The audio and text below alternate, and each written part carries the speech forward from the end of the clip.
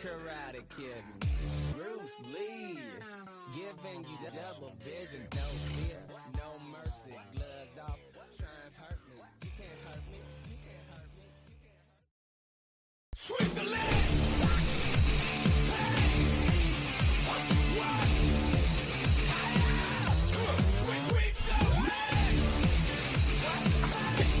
Good morning, everybody.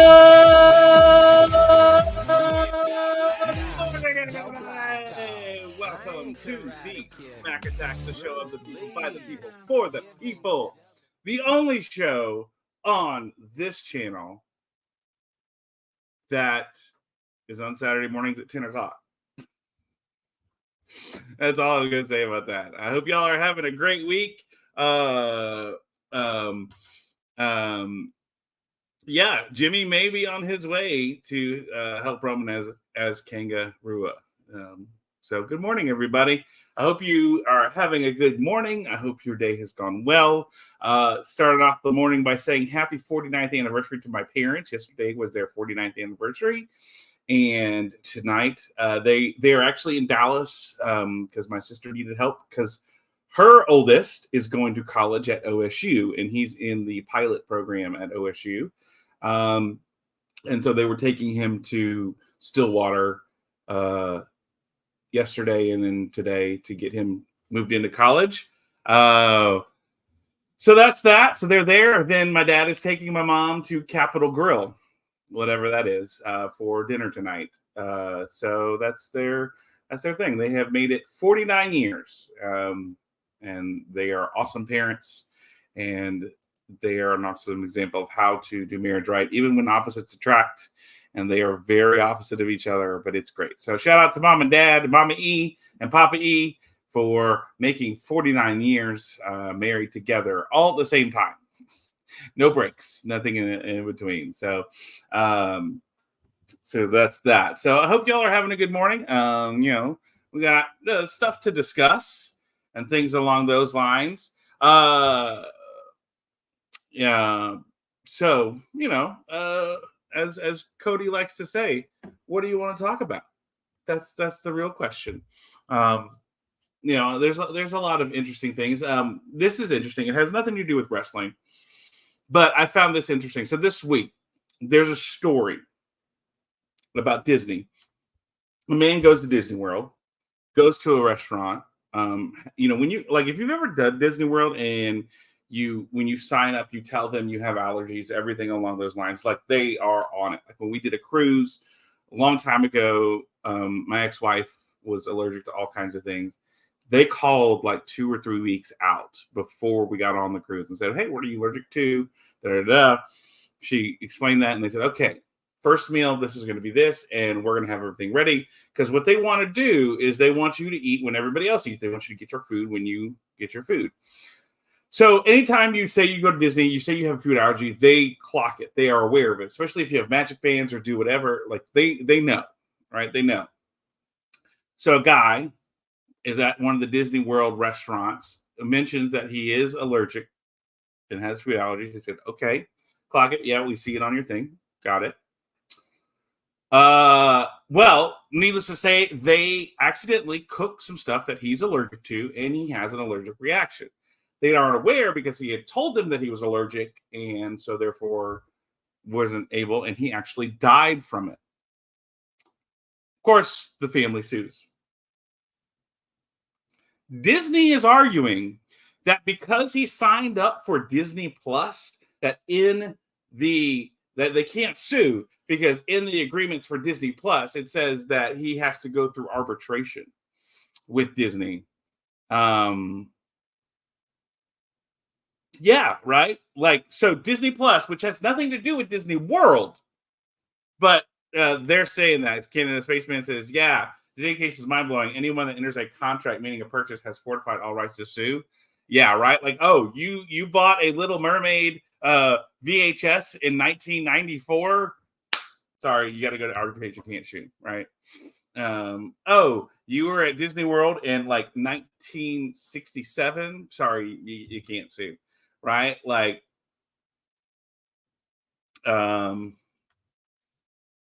Yeah, but Disney manages it, right? So yeah, the restaurant isn't owned by Disney, but it is, and they're managed by it, and it's on their property. So ultimately, it's a whole thing. Um, yeah, and I agree with you, right? They should have just said, hey, they're responsible for it, but Disney manages that, right? You still are an employee of Disney if you work there, from my understanding. Like, you still have to go through Disney protocols and everything along those lines. So, look, it's a weird case in general, but like, it's wild, right? Like, it's wild. Like, let's be honest, right? Disney, where has responsibility gone? That's my question, right? Where has responsibility gone in general? Like with us, with the like, okay, like no offense, say you have some weight, you need to lose weight. Well, I don't want to be responsible for tracking my calories and watching what I eat. So let me just take a shot, right? Because that's easier, and because I don't want to be responsible for taking that. But then you get sick from it. Well, I'm not responsible. Well, you're putting stuff in your body, like responsibility, right? Uh, Disney, how much cheaper would it have been if they just said, "Yep, our bad. Here you go." We're gonna I understand it opens up a lot of doors and everything along those lines, but like, you have a responsibility. When someone is a guest on your property, you have a responsibility. That's why Airbnbs have those kind of things. And when you have a guest at your house, there's a sense of responsibility. You know, there's a certain expectation of responsibility on the person. Yeah. And Labrat says, plus he signed up for a free trial years ago. Does it apply to all the people who got a free subscription through AT&T or other companies? I would assume so, because technically you're still signing up, Labrat. Even though the money is exchanged between AT&T and Disney. Like AT&T and Disney probably make a deal with each other. Hey, we're going to give you this much money for you to have. Because if you remember, like, it's bounced around a minute, Verizon and AT&T and stuff like that, right? So you can lease your services out to whoever. Money is being exchanged. So you're not seeing it on your end per se, but a percentage of maybe your monthly fee, which is why your monthly fee is $40, because AT&T and Disney have a deal where, like, Disney's like, hey, we'll pay, or AT&T says, we'll pay a percentage for you to be on this deal, so that for a year people get Disney Plus, right, for free. And then most people will forget, and then they'll just stay renewed to your Disney Plus, and just like they do, right? Because people don't pay attention to their budgets and auto payments and things like that. Because I was having a conversation with my girlfriend. I was like, hey, what do you owe on this? And she's like, I don't know. It's on auto pay. That's why I forget it. And I'm like, but it's neither here nor there. So, because again, like, that sense of responsibility, well, I don't want to deal with it, so I'm going to do it the easy way. And we've forgotten what responsibility is, what it means to be responsible for ourselves and for others. Yeah. And Canada Spaceman says, okay, you're now making me think of property rights. Like in Ontario, we are responsible to clear our sidewalks of snow, or we'll get fined by the city and sued on the ice. But we're not allowed to dig and keep and sell the minerals on land, so we really aren't owners after all. See, in Texas, that's not the case. We own our mineral rights, again, because you live in Canada. Jimmy says he'll be home in 10 minutes, and so he should be joining the show shortly, from what he said. Anyway, so we've got some time. So we'll see. We all know that Jimmy 10 minutes could be an hour. So is he though? Like, is he though?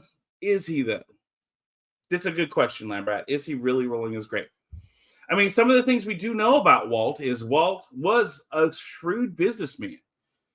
Like, yeah, he had that, like, nice feature and everything along those lines. But we also know how he treated his animators, how he did certain things in his procurement of things, and how he behaved. Like, the foundation of how Disney is run was set by Walt. So I don't know. Like, I can't say he's rolling in his grave, because where did everybody who does that learn it? Like, there was a culture of that. And that culture is still there of what he set, but it's also adjusted a little bit. But it's still something that Walt set. He wasn't perfect. He wasn't as nice as everybody wants. Like, he gave that persona. That's why he did the Saturday night ABC specials and things along those lines. But to garner that, hey, look, I'm everybody's favorite animator and grandpa and things like that. But he was notoriously cheap and didn't pay for what he should have, and tried to find ways to work around things, and all that stuff. So, I think it's important, like even with the rewriting of the Mary Poppins story, right?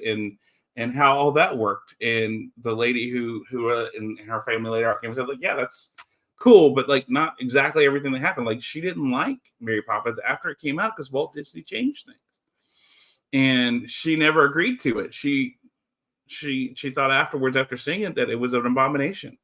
So, I don't know. Look, Disney World and Walt Disney is a subject that is fascinating, right? They say 40% of people who plan a trip to Disney World are already in some kind of financial dire, right? And then you're going to pay all that money to go to Disney World, because it's expensive. Like, I'm sorry, you can't do Disney World cheap. If anybody says otherwise, they're freaking lying. And look, I like to watch YouTube and stuff, and there's the points guy, and you can do all this stuff, but like, there's no points, there's no rewards, and they show, oh, you can do this and that, but it's still expensive. Like, even if you just go bare bones minimum, you buy a ticket, you pay cash price for 2 or 3 meals, like a hamburger and fries and a soda at Disney World is $15.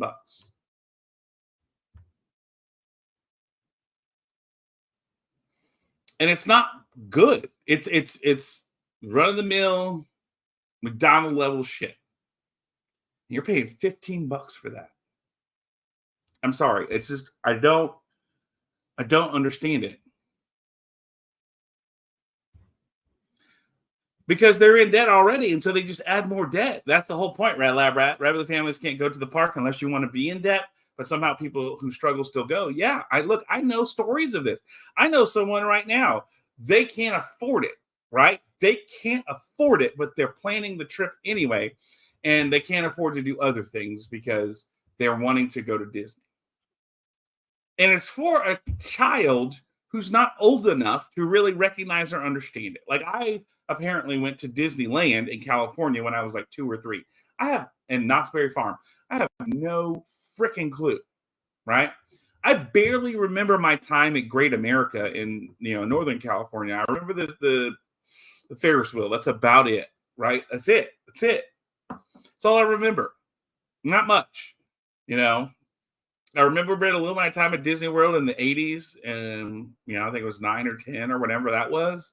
And I just remember there were so many people, because it was happened to be the last weekend that Florida residents could get in with their passes or whatever. And so they closed the park every day because it was so packed, and 2 and 3 and 4 hour lines for just all kinds of stuff. It's ridiculous. Like, I have no intention of ever going to Disney World, ever. There's no point. I've done a Disney cruise. I felt like that's good. And I don't feel like it's worth it, but I know, like I said, I know people who go and they're struggling as well, and yet they find the way to do it. I'm like, but what about your mortgage? What about your bills? How about we take care of some of these other things? Do something different. Hey, like here in Texas, I know Six Flags. Six Flags isn't Disney World, but get a Six Flags pass. You can get something like that, right? Where it's all infinitely cheaper to get a Six Flags pass and enjoy a theme park. So I don't know. It's a magical place. Great, wonderful. Cool. Like, entertainment galore. Great. And then they're making billions upon billions upon billions of dollars, but yet something like this happens, and it's like, nope, we're not responsible. This guy signed a Disney Plus subscription, so he has to go to arbitration. He can't sue. Yeah, we did. Yeah, we did, buddy. That's where I saw some Christian heavy metal shows. Like I went to some of those. You could get the pass and you can go in, and then they had the little auditorium stadium thing, and you could just there was an Astroworld down in Houston where we would go a lot, and come to the Six Flags here in Dallas sometimes when I stayed at my grandfather's. And they have a little auditorium arena, and you go to that. It was pretty freaking cool. Universal Studios used to be great, but they had to keep up with Disney. They're in that Orlando entertainment district, whatever they're calling it. And so, you would think, hey, if we cut our prices in half and have what we have, we could still make a ton of money and undercut Disney even maybe. But no, we don't do that. Let's not do that. So, and who knows what the taxes are for Universal if they own the land. I know Walt Disney does. They have, it's technically not even part of Florida because Walt Disney owns it, and they have their own police departments and fire and all that kind of stuff. So yeah, the fact that if someone owns a restaurant on Disney, but do they? Because Disney really owns the land, and you're probably leasing the land. You maybe own the franchise rights to that restaurant, but Disney owns just about everything in that Disney park area. So I don't know. It's super weird. That's weird. It's super weird and incredibly fascinating that Disney would have the balls to say, yeah, he had a Disney Plus subscription, and it says you have to go through arbitration. So he can't sue us. Sorry. I don't know. Anyway, look, my eyes are really blue today with this navy shirt I'm wearing from the gym after gymming today. I find that fascinating. Having hazel eyes is super weird because your eyes change color, and I wear a lot of blue, so a lot of times blue kind of is the more reflexive color when I wear blue. But when I wear a green shirt, the green kind of pops a little bit more, and it's just interesting. Sorry, sidetrack. So, one thing I do want to say before we get going, we did, there was lots of different back and forth about what was happening, but we do know for sure that Afa Anoa'i passed away yesterday. So our condolences to the Anoa'i family for the loss of Afa. That is, it was interesting watching the tribute last night from WWE. Labrat, that's the comment of the day already. Jimmy's entrance takes as long as Roman's entrance before a big match. Comment of the day right there. Number one. Way to go. But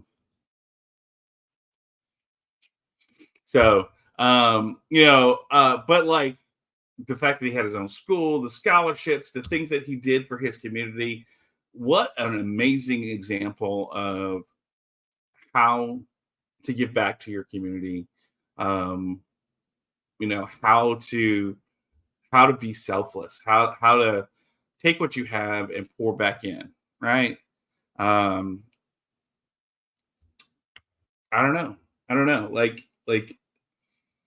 It's nice to see that, right? Let's be honest. Sometimes wrestling personalities can be pretty shitty, but it's nice to see something like that, especially it's sad that it took Afa's death to really know about all that, but also very cool to know that that's who he was. And I respect that because,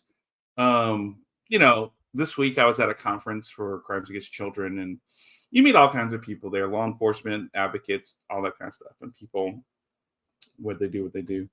And,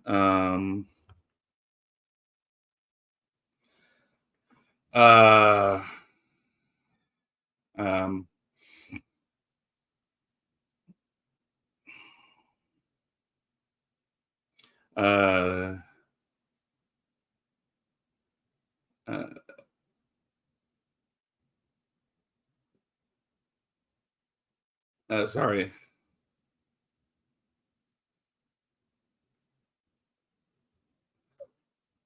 So, um, it's when you're at these conferences, you meet all kinds of people. Like I said, police, law enforcement, nonprofit workers, advocates, CPS workers, all this stuff. And it's interesting. You meet all kinds of people and how they portray things. And I'm of the mindset because of my dad and who he was. Um, uh, my dad is one of those people where he gives and he gives generously for lots of things that he believes in. And most people don't know that he gives millions of dollars away every year. You wouldn't know it. You wouldn't do it. He wouldn't say anything about it. And he tells people, I don't want to have my name on anything. Just give and give to the what you need. And so that's how I do. That's how I do. I don't give nearly the same amount as my dad because I don't have that kind of money because I have my own money and he has his, and his money is not my money. But I'm under the same boat. And so I appreciate someone like Afa where it's like, we're not like, this is what I do. This is what I do. This is what I do. And, you get that sometimes at some of these conferences, like, this is what we do. And this is what I do. And I do this. And I do this. And I do this. And I do this. And I'm like, there's a lot of I's. I don't hear a lot of we or, we go and this is what, so I can appreciate someone like Afa where it takes their death to see the impact that they really had on people and what they did in the community and all those kind of things, because that's the way it should be. Why are you giving? Are you giving and doing these things because you want a pat on the back and you want people to recognize you, say how great you are? Or are you doing it to better your community and you don't care about the accolades or the accolations? You will gladly sit in silence knowing that you've improved your community and made a difference. And that's what's important to you. So I appreciate that. And I have much more respect in knowing that that's how he led his family and that's who he was as a person, means that's instilled into the next generation. And I think that's awesome. So, I really can appreciate someone like that. And, versus the person who's like, yeah, well, I do this and this is what I gave and this is what I like. Okay, well, then why are you doing it? Like, I don't give a shit. Like, if you're doing it and people know about it, then to me, you're not doing it right. Like, I don't give a shit that you gave whatever, did whatever. That's not why you do it. I don't know. Like, I guess that's just me personally. I don't know about that, but it's whatever. So, and you gotta love old TK Snowblow Coney, thinking that WWE is still tampering and interfering with the with contracts. That's why he can't hire certain people, because WWE is interfering and tampering with contracts, and it's still happening, even though they went through all these things.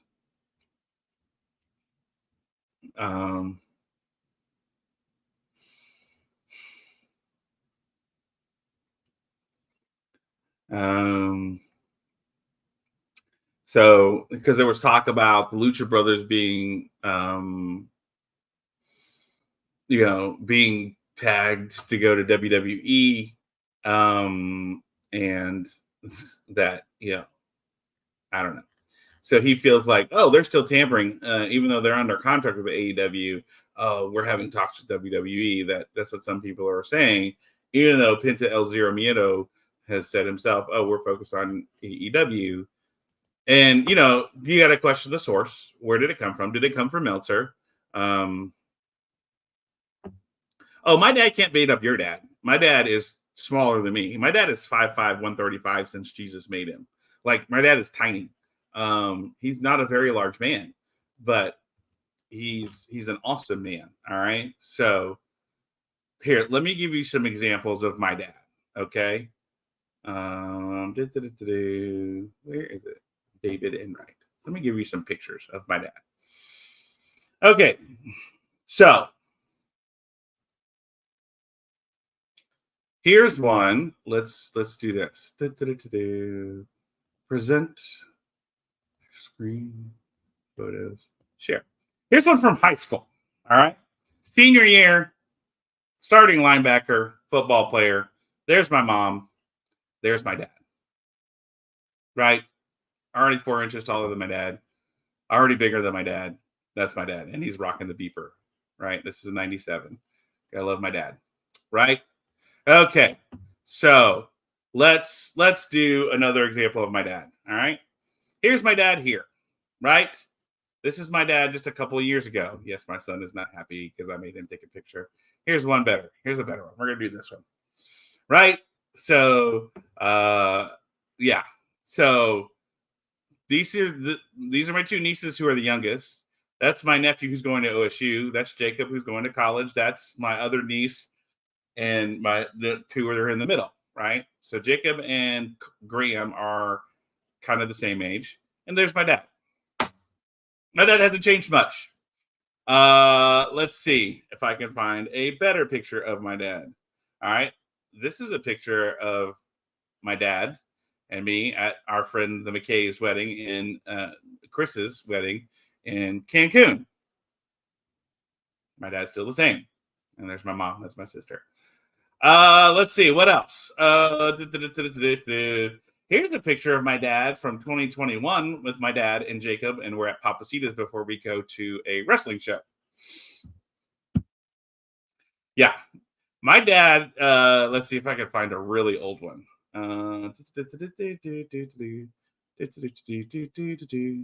Okay. This is one from like the late 90s. There's my dad. There's Michael again and Chris from the wedding and me. And there's my dad there still. If you notice the theme, my dad wears blue dicky pants on everything. So no, my dad. Oh, here's a good one with my dad. Here's my dad when we did a escape room in 2018. So, and he was on the escape room kick for a while. So yeah, my dad doesn't change much. And this is my dad just being a pimp right here, you know. And here's my dad here being a pimp in his Lincoln, which he doesn't have anymore. Anyway, that's my dad. So, no, my dad's not shrinking. We're just all getting bigger. Like my dad has been that way forever. He's always 5'5". He's always been like 138 pounds, 140 pounds, 135, something like that. You know, he runs all the time. He's a runner. 3 miles a day, can do it in under 30 minutes, usually about 30 minutes. And like, okay, so my dad one time had to get his run in, right? We were in high school. My sister is running a cross country meet in Florida. It's an open meet, right? So anybody can run. It's called the Tarpon Run or whatever, somewhere in Florida in the Panhandle.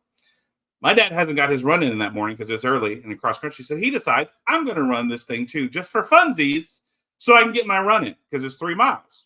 Cool. My dad ends up winning the race for his age group.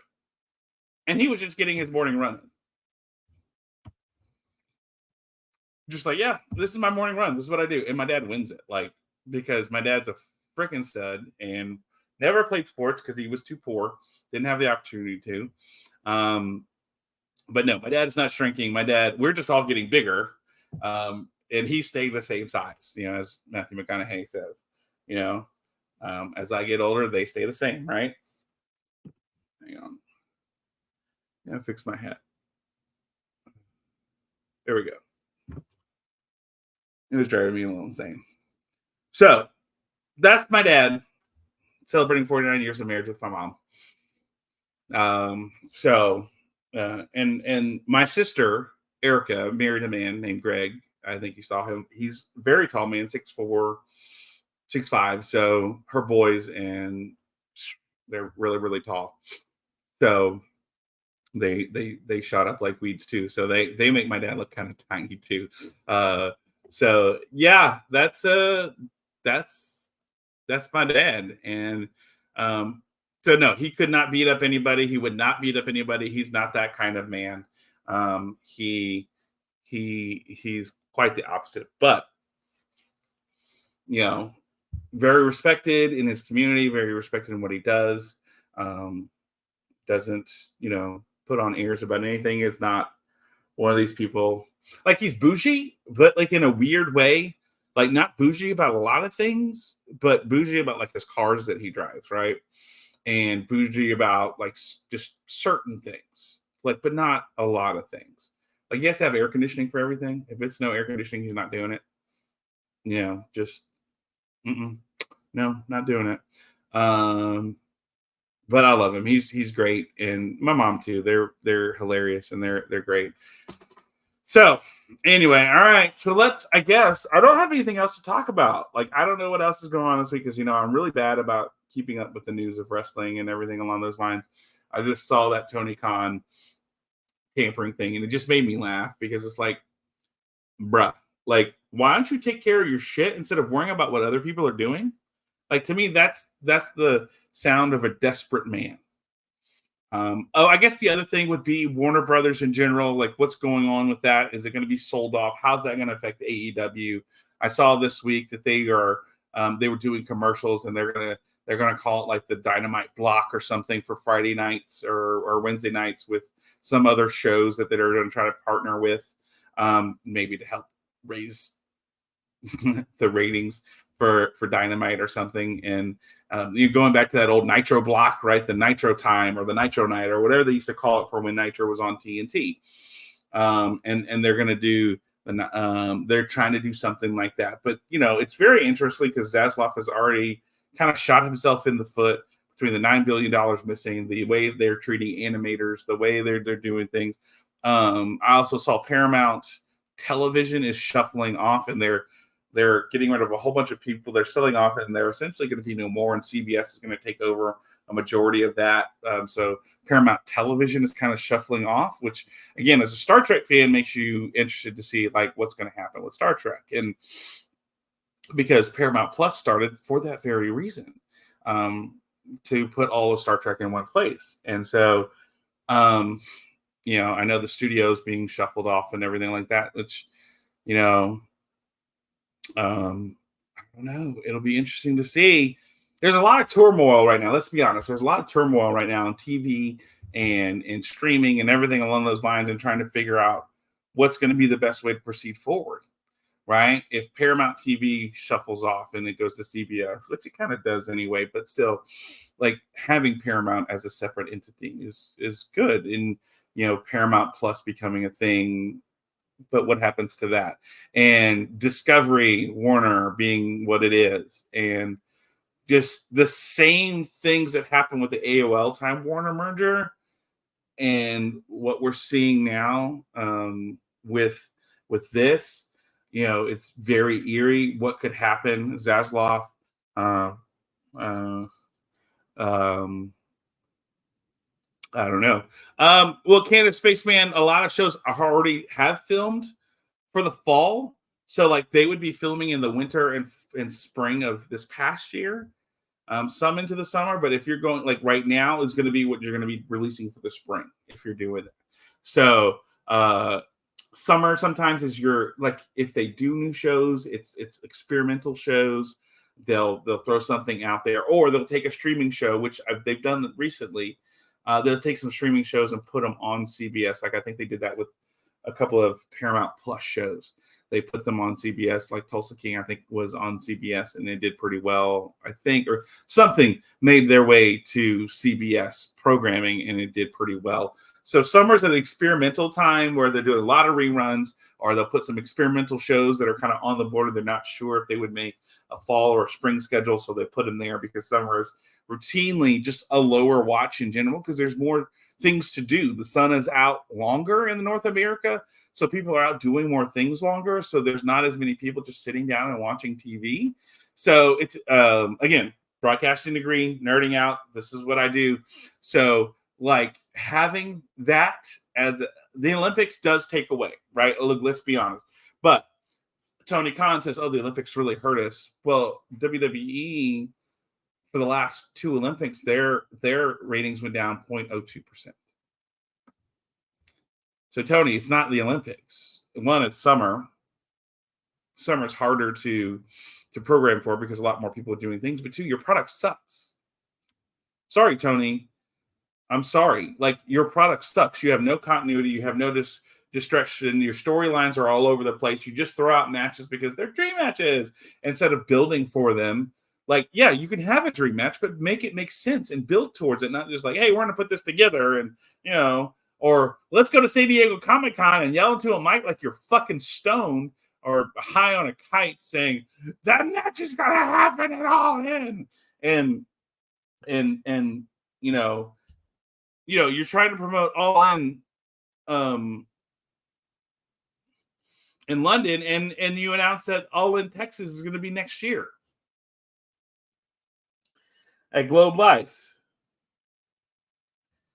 And this is one that really irks me because, I know they had the residency in Arlington for a month here. And I think this weekend is the last weekend. Shout out to Lady Frost. I hope you have a great weekend here. I know you were at the Wings game last night. Super cool because I think y'all were invited because it was the Women of Power night or something like that. So cool. And I hope you have a good time with that. And I hope it was great. And I'm hopefully we can catch you this weekend. That'll be fun.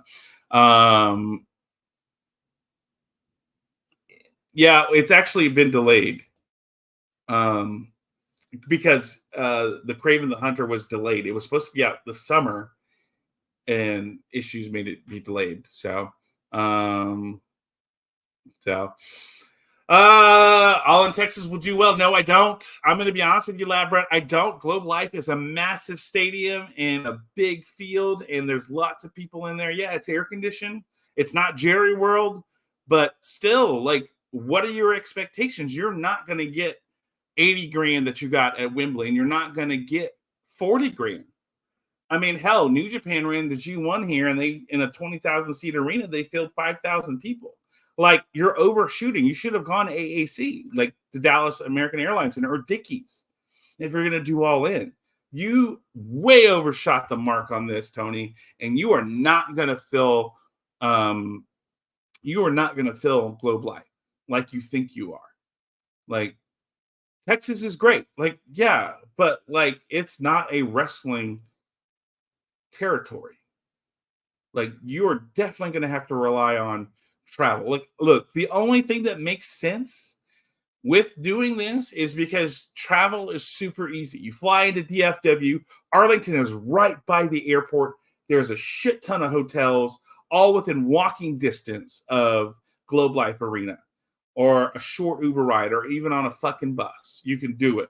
You can make it happen. They have the Texas Live area, which is super cool. There's lots of big TVs and bars and restaurants and all kinds of cool stuff.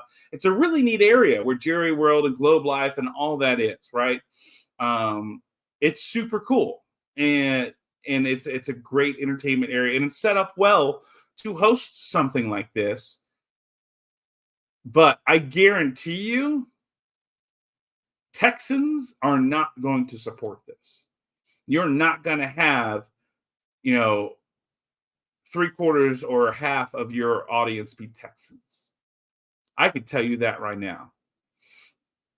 It's not going to happen. It's not going to happen. So, I doubt it. Stone Cold's WWE or die. We just saw Mark Henry is back with WWE because they signed his son. We know why he left AEW now, because he's WWE, and they said, we're going to sign his son, who's already like squatting 600 or 700 pounds and some, world's strongest son. Like, and he's in the NIL program for WWE. Isn't that wild? WWE has an NIL program for college athletes so that they can play football or whatever and get paid by the WWE with the understanding of when you finish, you come to us. So Mark Henry's son is already getting paid by the WWE to go to college and making money while going to college on a scholarship, with the idea that when you come out, you're going to be going to WWE. That's wild. Like, in 2024, that's the way NIL is working. hey, we see some talented athletes. We're going to pay you, and you're going to keep going to school. And when you're done, you come see us.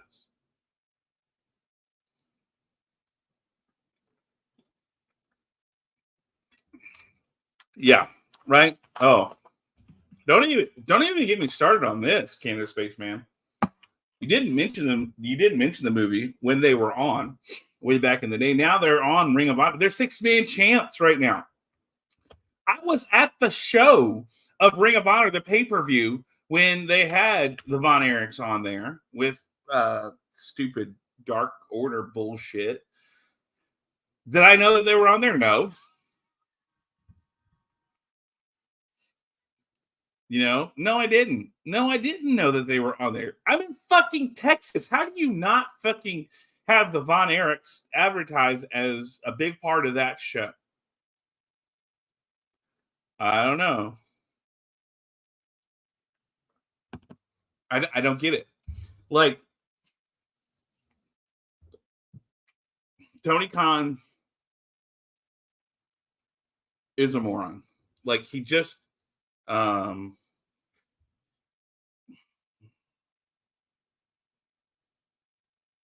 I don't know. Like, there's no story, there's no structure. You got way too many people on the roster. Way too many. You need to pare down that roster and start telling some meaningful stories. You could still have dream matches while telling a story and build to them. I know I've said this before, but like, again, it just fucking pisses me off, right? No,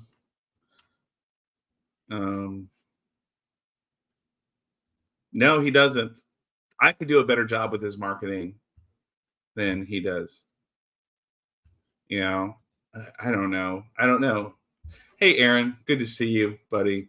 They don't publish anything. Yeah, like, or they do it in stupid ways, right? They just expect you to know. They put it on, like, I get it on my Facebook feed, but if you're not a wrestling fan, how do you see it, right? Of course, I'm seeing on Facebook now all this stuff about, all in Texas, right? Cool. Cool. And so I don't know. So I don't know. Real quick, this is one of my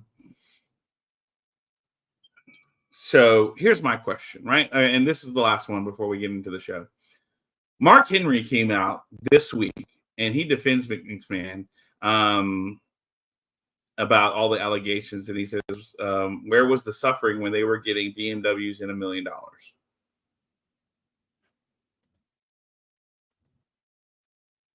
Hey, Sonic. Good morning. So,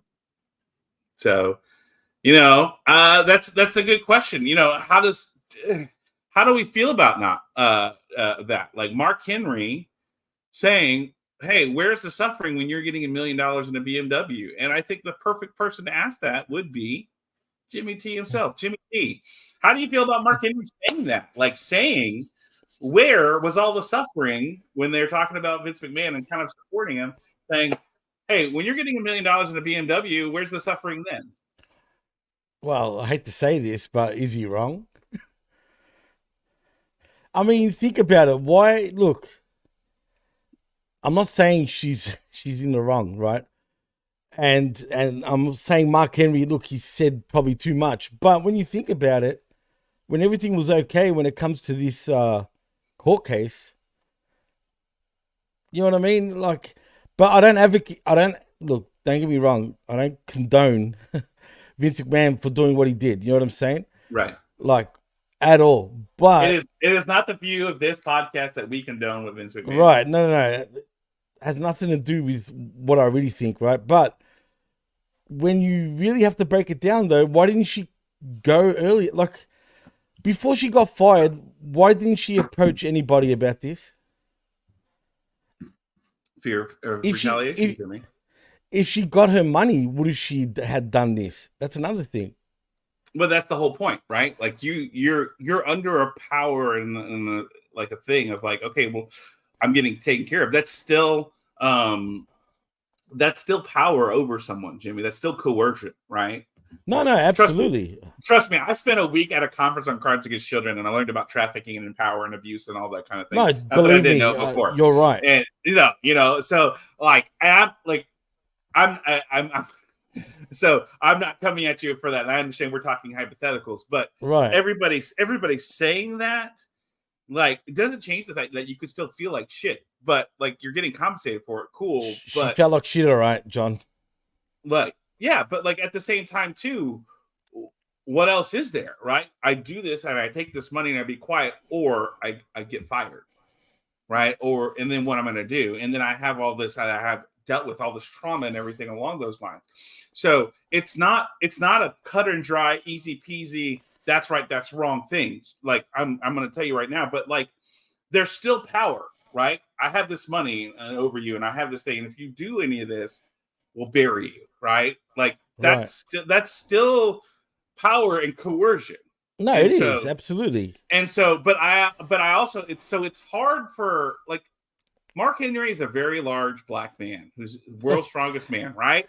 Whose son is signed. Yeah. Like I think I was talking about how in that case this came about because his son is on an NIL deal with WWE, right? He's in college, he's getting paid for college, he's lifting and he's doing all that stuff. I forget which university he's at. I think he's at Texas or Tennessee or something. And he's getting paid Oklahoma. No, is that Oklahoma? Or maybe Oklahoma. Yeah, I don't remember. Whatever. Right. He's at Oklahoma, and I don't care. He's a Sooner Boomer. Yeah, right. Which is weird because Mark Henry went to Texas, and he's throwing up to Texas, and then his son is like, so, and his son is already lifting massive and all that stuff up. So like, okay, cool. With the understanding, if you're going to go to college and you're getting paid for it, and then when you're done, you come see us, right? Like that's wild in 2024 that's what's happening. And nepotism is a real thing, John. But they're doing this with people who, like, they're college athletes, right? Hey, if you're a college athlete and you're mid-level and you're decent, right? And WWE says, hey, you got some serious skill. We're going to pay you while you're in college, and when you're done, you come see us, right? Yeah, no, that's true. But you know what makes me think, though, also, do you think with what Henry and his comments, right? Mm-hmm. Do you think, the family overall think the same way as Henry does? Because I find it interesting that he would say that, especially right after his son just signed, right? I mean... Right. Well, and I mean, Mark left AEW for that reason, too. Let's be honest, right? He stepped away from AEW. He didn't say why. And then all of a sudden, he's on WWE programming. His son's in an NIL deal. Look, the timing of all that's a little bit... whatever, right? It's interesting. Yeah, look, workers gonna work, right, Jimmy? We know this about wrestlers. Workers gonna work. They gonna work, and I'm not faulting him for that, like, right? Hey, look, you're at AEW. We want to put your kid on an deal, but you're at AEW right now. Okay, no, not a problem. And look, Sonic says this, and again, Sonic comes from a perspective that you and I don't have. Not to be that guy, but of course, a black guy / Mark Henry gonna say something like that.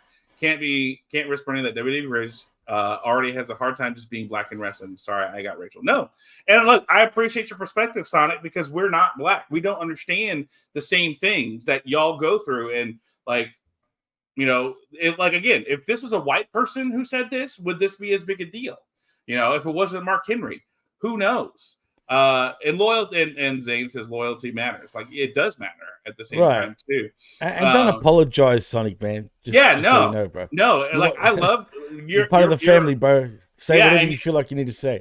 And your point is valid, Sonic, because we don't see that. Like none of that crossed my mind that Mark Henry was a black man, right?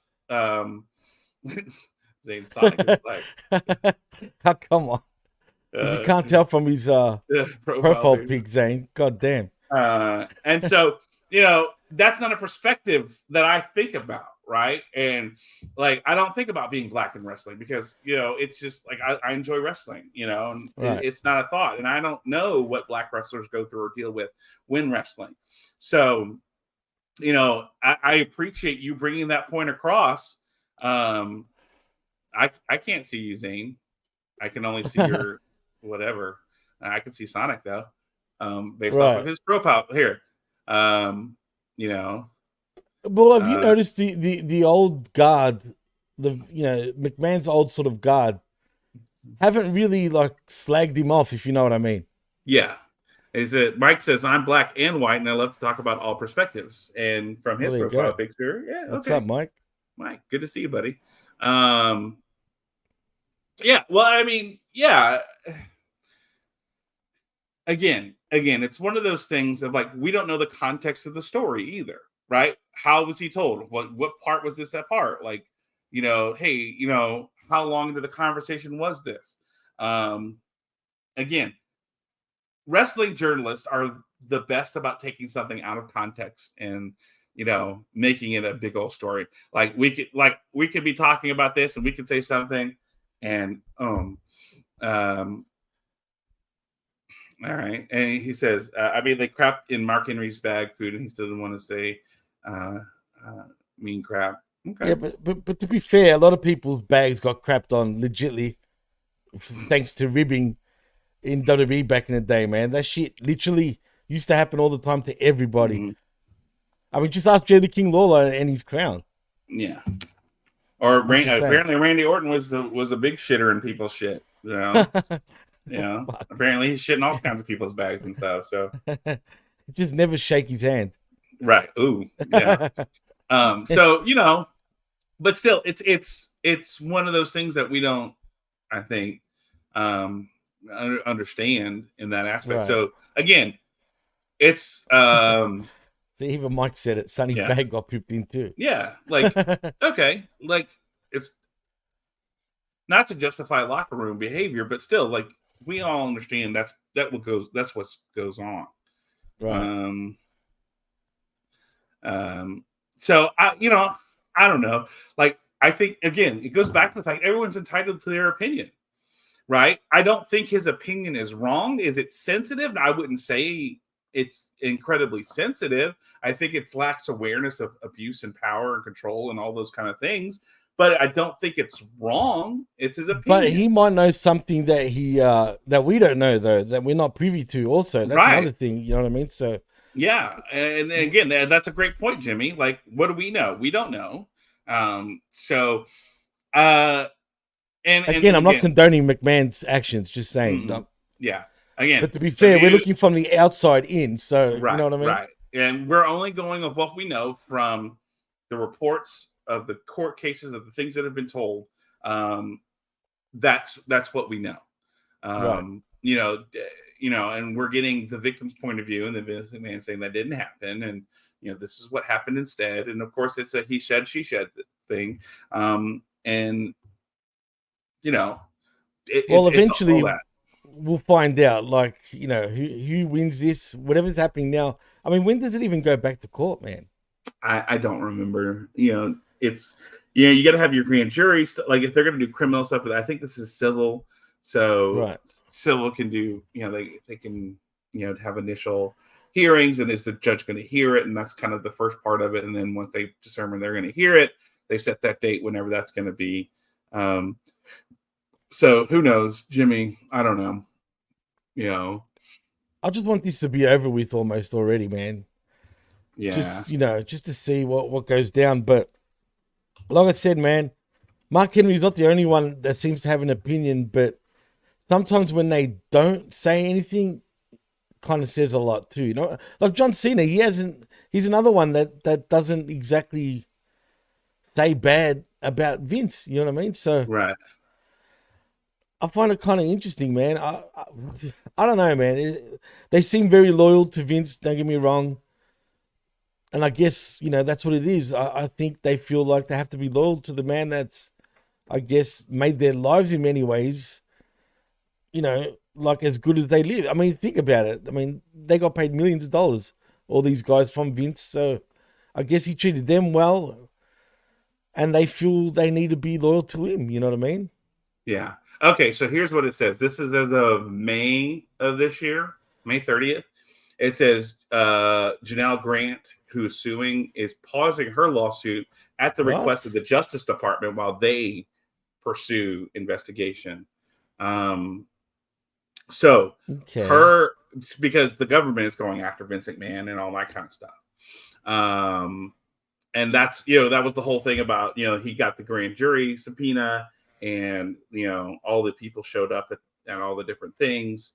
And so the government is going after Vince McMahon. And so because of that, they've asked Janelle Grant to pause her litigation. Okay, but then what happens if they find certain things, right, and they decide to prosecute, right?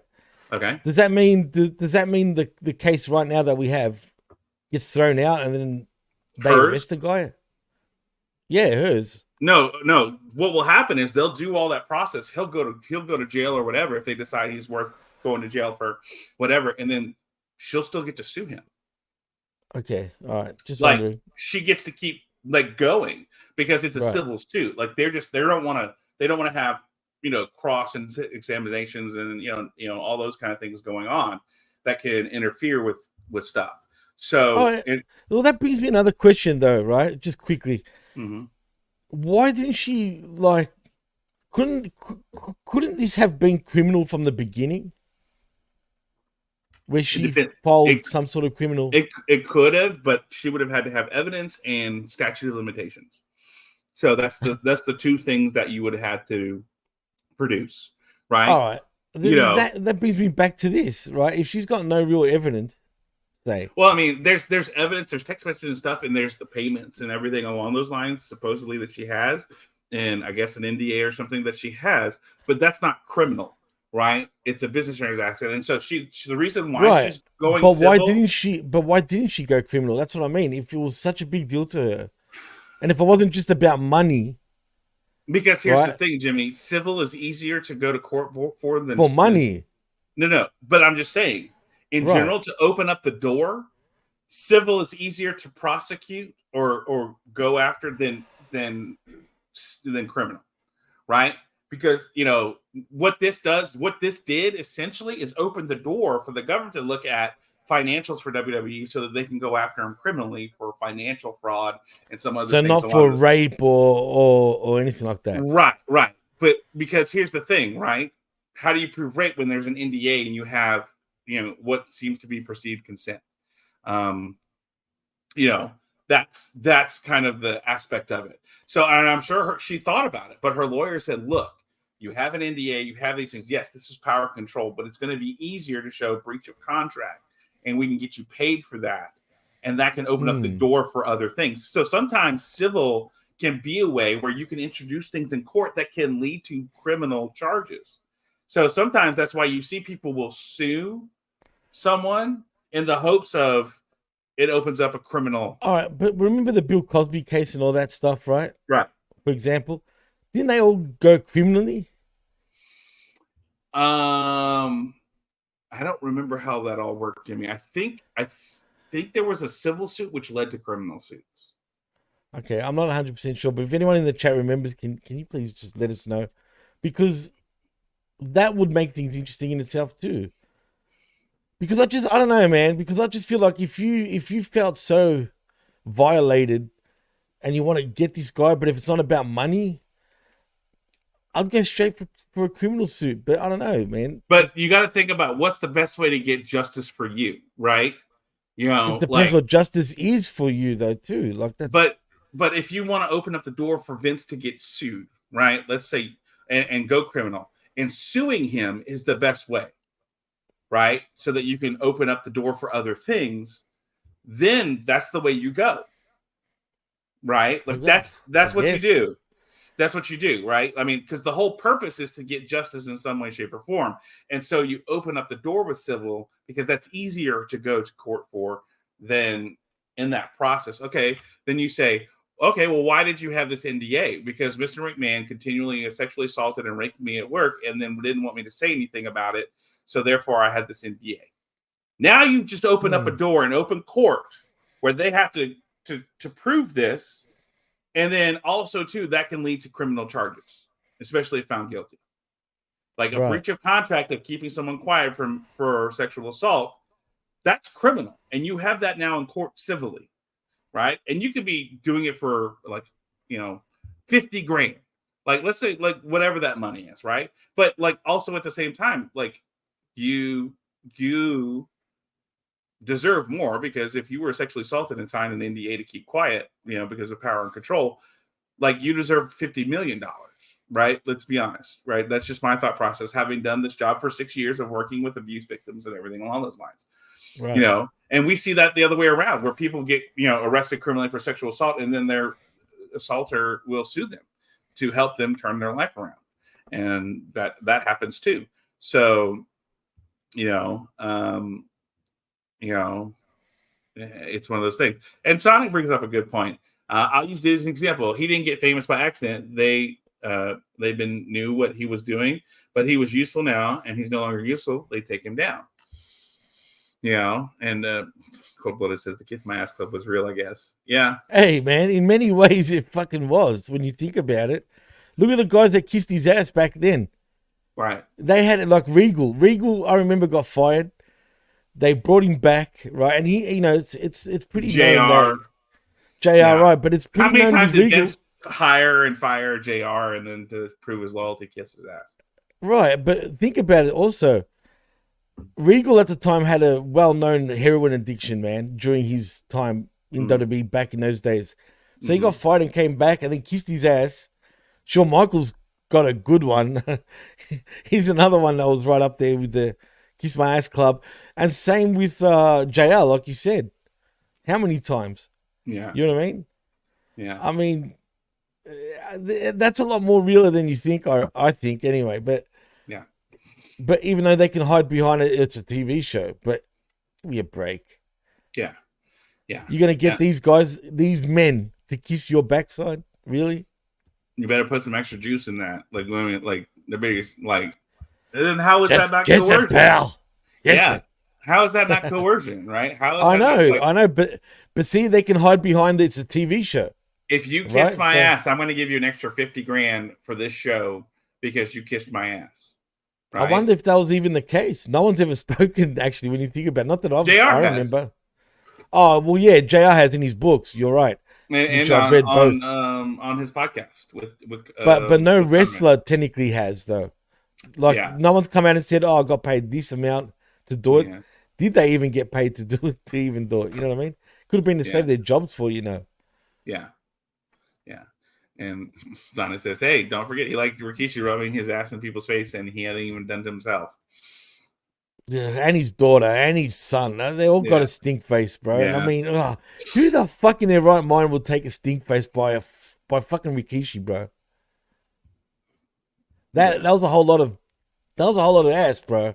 That's a hell of a lot of ass. But I mean, he used to fucking smother that shit.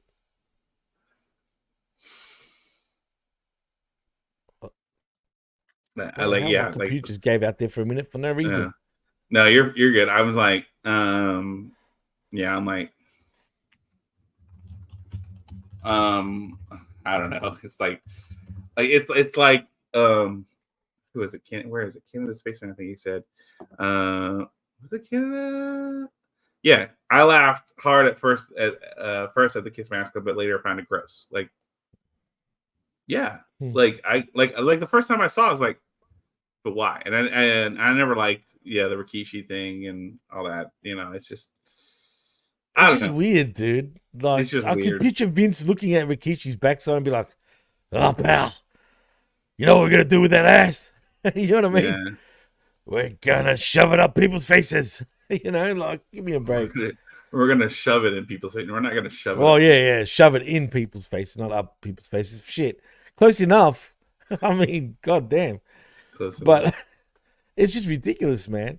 Yeah, no, it all is. It all is. So, I think, I don't know, Jimmy. It's one of those things that, at the end of the day, it's way more complex than I think we realize. There's a lot going on to it, and everybody has an opinion. You're entitled to your opinion, but I also think there's a better way for Mark Henry to have done that than the way he went about it. But no, you're right. At the end of the day, I'm not saying his opinion is wrong. He's playing devil's advocate. He's asking the question, right? And we don't know the context because, again, wrestling reporters are so great about citing their sources and being really good. Like, Dave Meltzer saying that Jacob Fatu is out forever and he's not going to be wrestling. And then guess what happens last night? There's Jacob Fatu. Let's go. That's true. Oops. But Oops. it's just weird. Way to go, Dave. Hey, John, just give me a moment. Just give me a moment, just quietly, because my screen has gone out for some reason. You're fine. I can see you. You're fine. You can see me, but Yeah. I can't see you. So you don't need to see anything. I'm not blank. like flipping you off or anything. It's fine. No, I know. It's just weird, man. I'm just looking at a blank I am flipping screen. you. I am flipping you off right now, but well, there you go. Back at you. Yeah, you're fine. Don't worry about it.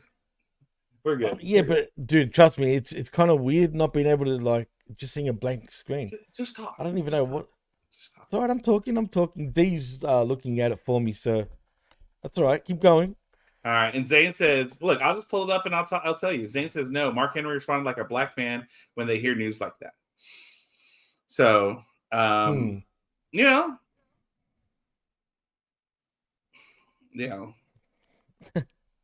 can't disagree with him.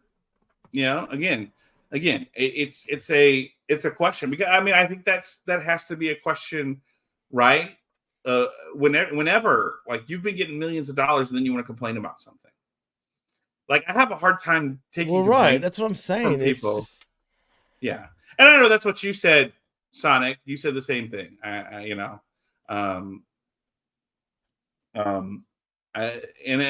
think that's agreed, but like it's hard to like that's why like writers and actors strikes in Hollywood are so hard to even like take seriously, because it's like you fucking entertain and you make millions of dollars. Like your job's to stand in front of a camera and pretend to be somebody else, right? Like I mean, I don't know. We can go on and on about this forever, man. But this is funny. This is funny. Don Stevens has to make her mark on the show somehow. Okay, so let's talk about Don Stevens for a second. Aubrey, let's talk about this. So I told you a while back, my girlfriend and I went to a wrestling show, right? To Ring of Honor, to their pay-per-view. And we talked about it. And so at one point, she did ask me, what's wrong with that chick in the ring? And I'm like trying to figure out which one. I'm like, was she doing all these fucking? Like whatever. And I'm like, which chick are you talking about? Because I think it was a women's match. She goes, the striped shirt, the referee.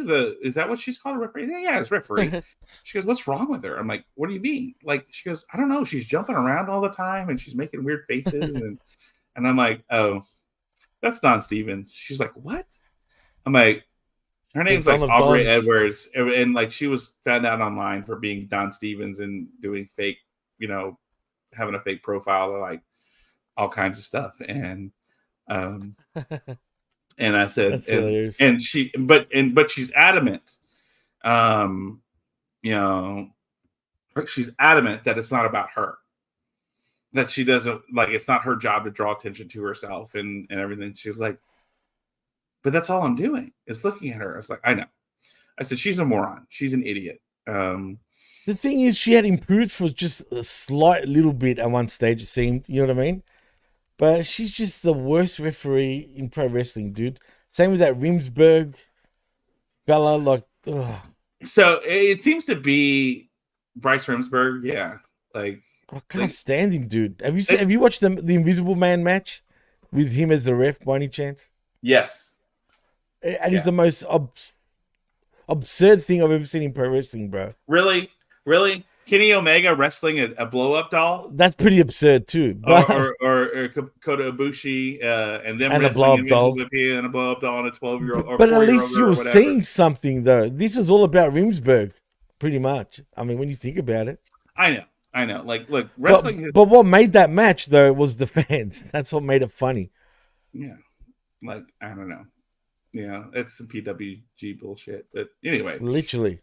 But whereas you got WWE, they have female refs, and do you really notice them? No, not really. Like, their refs are great. Like, I think they do a great job of doing what their job is to move the match along, to make you garner communication, and in those moments where you have 1, 2, 3, you're not really looking at the ref, but they help enhance that with that 1, 2, 3.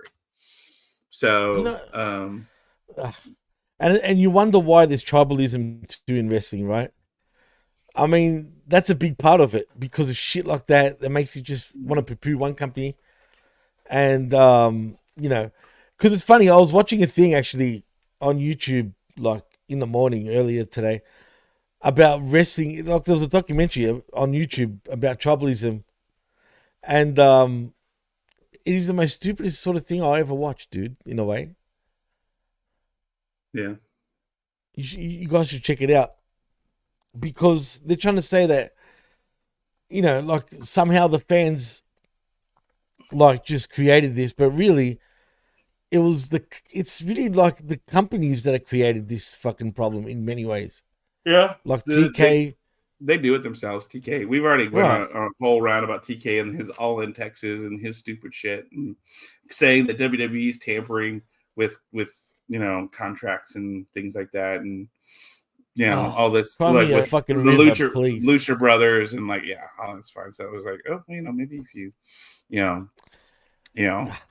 I don't know, but like, and hey, by the way, Sonic says Bryce Hemsberg was not wrestling the Invisible Man; he was wrestling John Cena. Oh yeah, of course, because you couldn't see him. But it was the Invisible Stan versus the Invisible Man, and apparently they're brothers. So it was John Cena, Cena and Sean Cena. So Sean Cena and John Cena, right? Or is it Juan Cena and John Cena? Juan Cena and John Cena, yeah. Something like Juan. That. Juan. And Sonic, that gets another star. We have already had 2-star comments for the day. The first one was from Lab Rat when he said, man, Jimmy's interest takes as long as Roman's interest before a big match. So it's a good one. I'm the real head of the table, all right? That's why. And Sonic, he wasn't wrestling Invisible Man. He was wrestling John Cena. So we've already had 2-star comments today. Cold Blooded says, I'm telling you, we're going to find out one day that Don watches every show on HMG and reports to TK. Funny enough, someone joined HMG recently. That was from AEW. Damn it, who was it? I kind of forgot, but yeah, they're around. Put it that way. They're amongst us. They're infiltrating. I mean, I don't believe in coincidences, especially when it happens more than once. There's a lot of times that we've called stuff and we've said for such and such to happen, and what do you know? It happens in AEW specifically. So I don't know, man. I'm not saying like magic. Don't be surprised. I mean, surely, I don't know, man. I looked at, have you noticed who follows us also, man? Like I'm talking about Humming Media Group on Twitter and stuff. Yeah. A lot of wrestlers, man. I mean, Karrion Kross is one. A lot of the AEW peeps. I think he's low key in the HMG like group on Facebook too. Dude, Bruce Pritchard was even part of the group. The original one, anyway. I'm not sure about it right now, but the original one, he was part of it. Yeah. So, Hurricane also is part of it right now, and he works for WWE. So, I mean, I don't know. Don't be surprised if they're looking at shit. Believe me, man. I mean, surely they would be. I mean, I wouldn't either. I don't know. Who knows? Who the fuck? Who knows? If I was a wrestler, right now, especially a paranoid one, I'd be listening to all the podcasts to see what people say about me. No, you know what they do? If you're a paranoid one, you just have a Google alert and you set it for daily to see what people say about you or write about Imagine you. that. Like I guarantee you that's what some of them do. I guarantee you that's what some of them do. Yeah, but they all say they don't listen to they don't read this or listen. Bullshit, man. Because they don't. They have a Google alert that says their name and they read what's said about them or what's written about them, and that's it. So they don't. I know Karrion Kross, though, for example, is a big podcast fan, like of certain podcasts. For example, Dante and Kenny Castle. Yeah, he's definitely a fan of the Smack Attack. He just won't say it. He won't put us over, damn it. I mean, look, you even have his little thingy in your title today to shout out to Karrion Kross. There you go. Shout out to Karrion Kross. Hey, shout out to Zane. Zane Vicious. I don't know what this says after your name, but that he has that on his tattoo and everything. You know. Who said that? I said after your name that whatever this is, Right, he's got right. a tattoo of that, whatever. I don't even know what that means or who's got the tattoo, by the way? Karrion Kross. Oh, Karen. Oh, yes, yeah. He's got a few Greek things on him. Actually, I spoke to him once. He's got Greek in him because someone asked him what's with the Greek tattoos because he's got numerous ones. Like people think he's Puerto Rican, but he's also got Greek in him, and that's come out of his own mouth. But what that means, my friend, means come and get it in Greek. Yeah. Molon lave. Actually, it's quite popular, ancient. The Spartans made it famous. Well, I see it on like trucks and different things and some military stuff. Yeah, so. It's kind of because it was a Spartan thing, right? Yeah. And basically, anyone that wanted to come and take over Greece, for example, come get it. You know what I mean? Come get it. Come get this dick. Come get this dick. Come get this butza. Because we know what Greeks are about. Yeah. Well, that's it, man, and that's why. And I know it's popular also for the US actually in terms of guns. When they're trying to take your guns, basically they go around saying "Molon love it, come get it." Well, so we also have the dissected snake with flag that says "Come and get it." We come and take it. Like I've also seen it in the Greek way too. That's why I brought that up. Yeah. So yeah, it's a Spartan term. It's a Spartan term. Gotcha. All right, Jimmy. Let's talk SmackDown. We've kind of BS for a minute here. Let's get into SmackDown a little bit and talk about what happened last night. Last night's SmackDown was August 16th, 2024 at the Kia Center in Orlando, Florida with Corey Graves and Wade Barrett on commentary. Look, we can burn through this real quick and talk more bullshit because, let's be honest, this was not much. This just felt like an infomercial, dude, like in many ways. This Nia Jax opening segment was the complete and utter shits. It was awful. It was dumb. Like, fucking stupid and pointless and a waste of time. I'm not even going to give time. Can we say bye, boys? The only thing, the fact that Mia Yim beat the shit out of you. It doesn't make sense to me, bro. Like, cool. Where did this come from? And I'm going to say this, though. Nia looked good. Like, she's all right. I mean, that outfit was more flattering than anything she's wore to the ring. Because it was white. Oh, but then again, white can make you look fat. Maybe black is the best sort of thing to wear. That doesn't. But she looks good. It was impressive. She's fine. Absolutely. I thought she looked great. I thought she looked great. But other than that, this whole segment was complete and utter shit. And then the backstage segment with Bianca, Jade, and Naomi, that was real dumb. And then Carmelo was like, huh. And then she said something. Jay, I think Jade says, "Isn't Andre 2 up on you?" And he's like, "Are you watching my matches?" And it's like, no. Dumb. Like that whole opening part was awful. It was the worst. So we get a commercial break and we come back to Andrade versus Carmelo Hayes. So after that whole shit show of an open, which I felt like was a complete and utter, I don't blame you. I don't blame you, Candace. And I agree. I felt the groan because I'm internally, I'm trying to move the show forward, but I groan too because I know we have to do it. It's contractually in our name.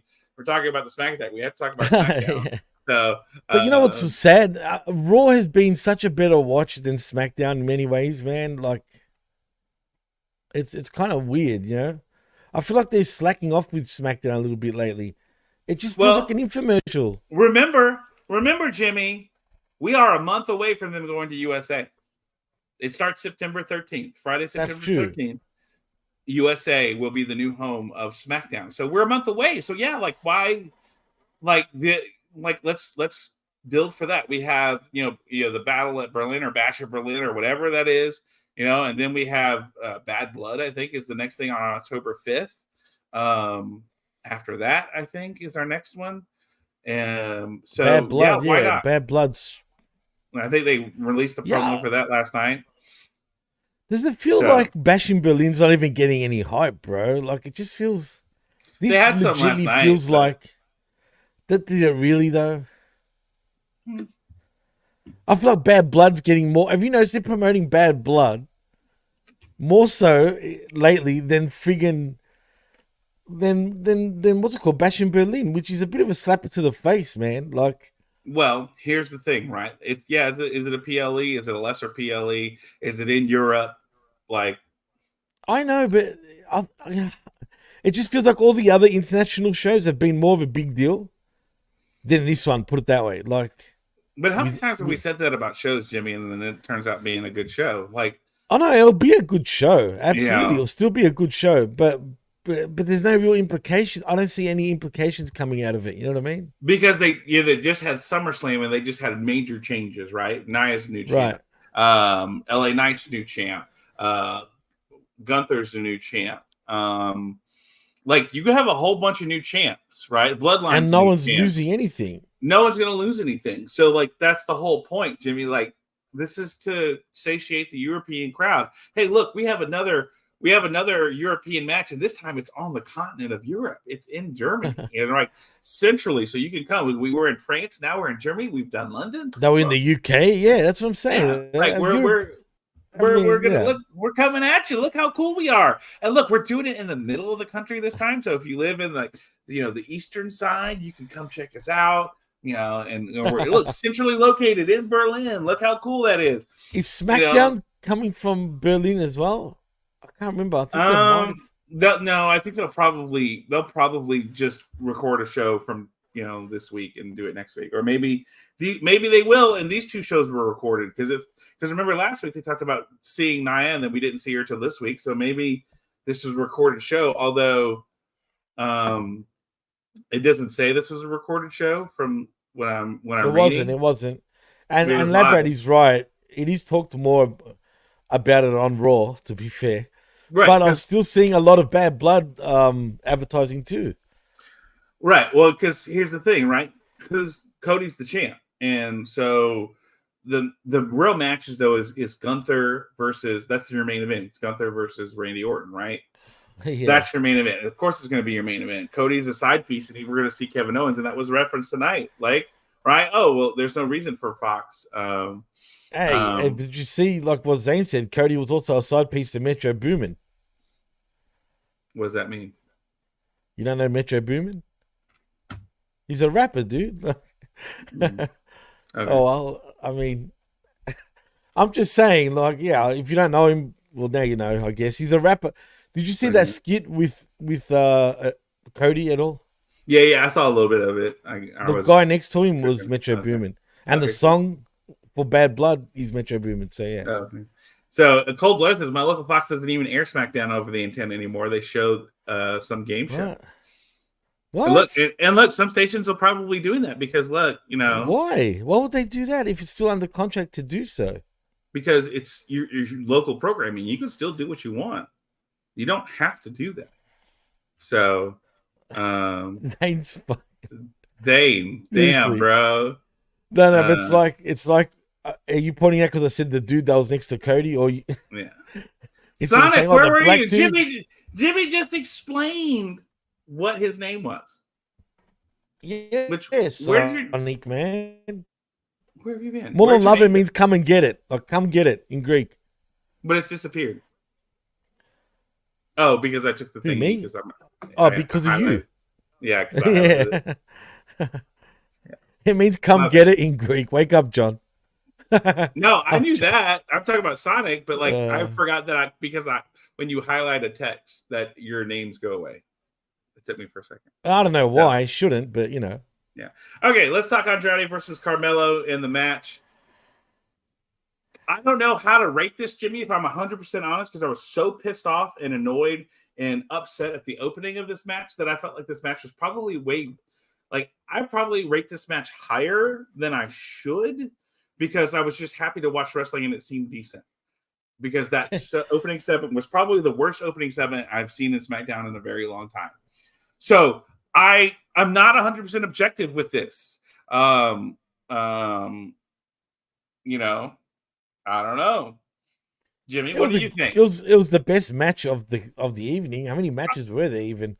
I mean, you had felt like there was only 2 and Street Profits, I think, and that's it. And I think Mello and Andrade. And Owens, and you had Naomi and Blair Davenport. That just was. There were 4 matches. But like, I will agree with you. This is probably the best one of the night. And plus, but the thing is, it was the best match. But at the same time, I didn't really care like about Right. anything because first of all, Andrade and Mello, I've seen this already. Yeah, they've done it twice, and Andrade's won twice. Yeah. So now it's well, no, it's 1-1 now, isn't it? No, it's 2-1. Andrade, because Oh, remember 2-1. Okay. Jade said, didn't he 2-up on you before he went? He said, yeah, well, you're watching my matches. Some stupid shit. But is he still a heel or a baby face at this point? I'm talking about Mello. Oh, he's a heel. He was acting like a baby in this match almost in a way though. It's kind of weird, but and he got the pop too after the win. Did he? Yeah, he did. He actually did. I mean, the crowd, to their credit, was actually pretty into it, dude. Pretty into the whole show, really. Yeah. I mean, it's Orlando, right? And I mean, they know Naomi's coming. It's Naomi's hometown. A lot of wrestlers are based out of Orlando Performance Center there. I mean, so, it's easy. Like, Orlando's a wrestling town, let's be honest. So, Best out of 5 series already. Yeah. Yeah. Best out of 5 series. Yeah. Apparently. Okay. So, yeah. Decent match. I felt, of the matches that were on tonight, probably the best one. It was by a mile, bro. And then we see, was Carmelo trying to shake Andrade's hand at the end of the match? That's what I'm saying, bro. He was playing the baby. Suddenly Andrade was the butthurt guy. You know what I'm saying? It's like I don't know. They kind of double turned, but it was a lazy double turn though. Mm-hmm. Yeah, because then Andrade smacks him around. And Corey's like, we're gonna get another one. Or Wade, I don't know. Yeah, like everybody jumped in, in the middle of them to separate them and whatnot. Which, let's be honest, right? Okay, so here's my problem with that too, right? You have Andrade and Carmelo, and you have to have refs come in and separate them. What have we been seeing for the last 2 weeks on Raw, Jimmy? With refs, with refs running in to do what? To try to stop who? Right. Well, whoever. I mean, there's the Punk shit and Bronson Reed, right? Let's be honest. Oh, Bronson Reed. Yeah. Okay. Yeah. Right. Your boy, Bronson Reed. See, that's all a facade, John. It's all a facade, bro. They're not gonna push him. This is just them building him up so Rollins eats him, and then we're done with fucking Bronson, dude. That's all this shit is. But here's my point, right? Okay. Right. So they run in and they're ineffective and they can't stop him because he's a massive man. Because he's a massive monster. Even though like there's guys right there, just hit his legs. Like, don't be logical, John. Yeah, I know, right? It's a logical. This is pro wrestling, bro. This is pro wrestling. Like if he's gonna do that, no logic. Yeah, right, exactly. Right. But was this something that warranted these two having to be separated by a whole mass of people? Like, I understand Bronson Reed, right? You're going to need a mass of people, right? Because he's been on a killing spree, essentially, right? So, right, and he's doing all that, and that I think that's warranted. And then he's a big Samoan guy too. You know what I'm saying? So, what are you? Okay, so cool. You're going to stand in front of him, and then he's going to jump off the top rope. And you're going to spread out. Like, I'm not fucking getting in the way of that shit. Like, what's funny about Bronson Reed though, John? Have you seen him in real life, like in person? He's not tall. He's not tall, but he's a huge freaking fella, man. He's thick. Trust me when I tell you, his height, right? It doesn't mean shit when you see how wide this guy is in person. Like Otis. In person, dude, I'm telling you, I've seen Otis too. He's wide. Yeah.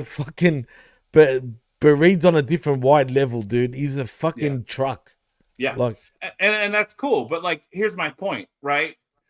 Something like that where you have the refs come out should be between someone like a Bronson Reed or something along those lines, right? The fact that you emptied the locker room of refs and a few backstage people to separate Andrade and Carmelo. Well, because of a handshake that didn't go down, bro. Right. Like, dumb. Like, like they're just trying to friggin' like build up the match for the next match. Yeah. I don't know if I'd look that white, Premium Diesel. You're funny, Zane. That deserves a star. Give him a star for that one. Star that one. Zane's got it. Premium Diesel. That should be my ring name. Look, there you go. Don't worry about Diesel. It's Premium Diesel Jimmy T. Ladies and gentlemen, love it. Coming to the ring with the motto Mo and Lave. It's premium diesel, Yeah. Jimmy. Wait, you're forgetting representing the Dicky Gun, bro. Come on. Siddiqui Gun representing Siddiqui Gun. Sonic Premium made me laugh too, but his response to Zane. Yeah, Shut up, man. It's good stuff. You guys are characters in the chat, man. No shit. All right. So like the match was fine. The after match and everything was dumb. We didn't like it, and I don't like the run in because it's like it feels like it's happening a lot now, but like not necessarily for the right reasons. Like Bronson Reed makes sense, but everything else, like I see CM Punk and Drew and all that makes a little bit more sense. Cool. But all right, whatever. So now what's dumb about the Punk stuff though, just quietly, is the bracelet fucking deal. Oh, yeah. So stupid. But anyway, yeah, sorry, continue on. No, yeah, you're fine. Like a bracelet that, hey, CM Punk, I'm gonna send this out to CM Punk. So hey, whoever clips our stuff, put this on the thing. CM Punk, if you need a new bracelet, come to Crossroads. I have a shit ton of arts and crafts, and you can make a new shitty bracelet with your wife and your dog's name on it. I have all the stuff for it, right?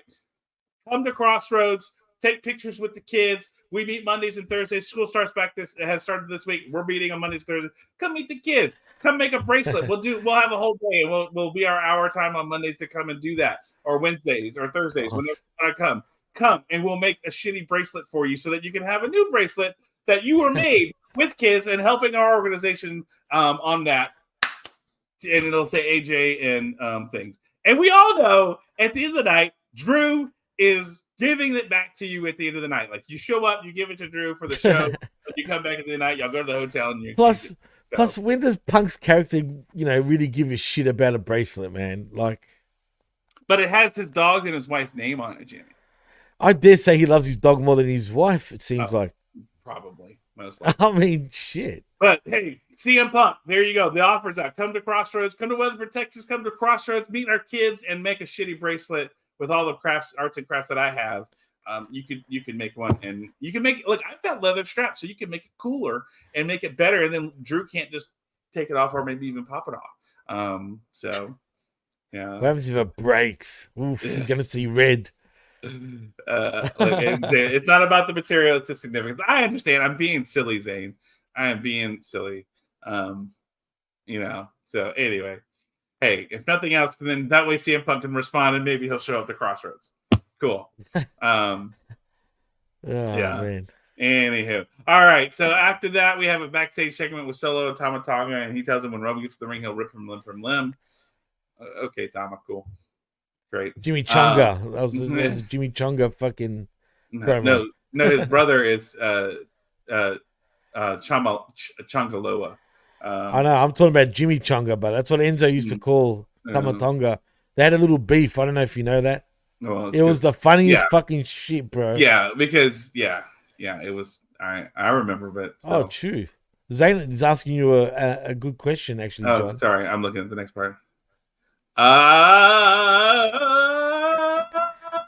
He is. He's gonna go. No, it's in Arlington too, bro. Yeah, no, we talked about this and how dumb it was that there's no way they're going to film that stadium. All in, bro. No, they're not filling that stadium. Like the thing I said about it was this. I said this earlier, and I'll say it again. Right? Okay. Here's the dumb part. One, you have All in London, which is coming, right? But you're already advertising this over a year away, right? Stupid. So you're already taking away from your All in London production, right? Are they really though? But it's a year. Yes, it's a year later. You are. Okay. Because it's confusing. You're already like All in Texas. When? It's next year? You're telling me now for July 25th of 2025 that we're having All in Texas right before you have All in London. Why not wait till after? So it's really, they should have announced it there, if anything, like in the middle of the show. You're right. But I understand. You had this residency in Arlington for a month, and you had people there. Cool, all that stuff. But still, record it, film it, release it, and like videotape it, right, and have it in London, where you're gonna next year, All in Texas, at Globe Life Stadium. You're not gonna fill that stadium. We know this already. G1 was in Dallas, 5,000 people filled a 20,000 seat arena. You should have done the AAC. You already done fucked up, or at least Dickies, the 12, 15,000 seat arena. You already done fucked up because there's no way you're getting anywhere near filling Globe Life. Globe Life holds like 50 or 60,000 people for a baseball game. And then you're going to try to put a ring on a baseball field and try to fill it that way. It's going to look shitty from the beginning. No way. It's going to look shitty, Jimmy, because you're going to have space. You're not going to fill it. What are you going to do? You're going to put it right next to the home plate and then have open space behind you and try to sell it? Like, yeah, see what I'm saying? Like, it makes But WWE have done shows on baseball fields. But look how the fields are, like, they structure them so it looks decent. You're not going to get that look. You're not going to get that look, Jimmy. You're not why? going to get that. Because you're not going to have the same amount. You don't have the same clout or people to show up for an event like this. No way. I'm sure that I'm not saying they're going to sell it out because they won't, right? Probably. But just move all the people that it's in the stands to the field so it doesn't look as bad. But then you're going to have open stuff behind you. Like, and don't worry, they'll hide it. They'll hide that shit. Trust me. They'll dim out. Tarp Emporium is going to be in full effect. Like, Ben's going to be making money hand over fist. But that's the point, Jimmy. Like, okay, let's say you have 20,000 people show up to that stadium, right? 20,000, which is 20 less than what you have this year. Because, like, remember last year at All In, 80,000 at Wembley, right? They're talking about there's 40 this year. So you've already lost half your audience this year from last year's show, right? You've lost half of that. Let's say next year you have 20. So you lost another half for this. You put 20,000 people in a stadium that can hold 60. What's that look like to you, Jimmy? It looks like shit. It looks but like shit. At least the Texas one is going to be a lot smaller, like, stadium-wise. At Wembley, that place fits 100,000 practically, right? Just under. That's going to look like shit if they only got 40. Do you know what I mean? Yeah. All right, let me show you some pictures of Globe Life, Jimmy, okay? Let me show you what it looks like. Let's do that. I know we're supposed to be talking SmackDown or whatever, but that's all right. It's about wrestling. It's not just SmackDown. It's about wrestling. Yeah, I know. Y'all done got me. All right. All right, so this is the exterior, right? You walk in, the field is down below. All right? Right. Here's a video. This is the size of the stadium. Right. It's a big stadium, Jimmy. It's not small. It's big. This is the view. It's not Wembley big field. though, right? It's big, Jimmy. Like, look. Let's say you put your stuff here for you come out through it. Look at all the space you have to fill, Jimmy. Look at all that. And are you going to have people pay for seats back here, or are you going to have people pay for seats back here to watch a match down here? Like. It's a stadium show, bro. You're going to have issues watching it from stadiums. This is when you walk in, Jimmy. You walk in on the mezzanine level and you still have the field below you. Right. Jimmy, they are not going to do well. You're not going to make this look good.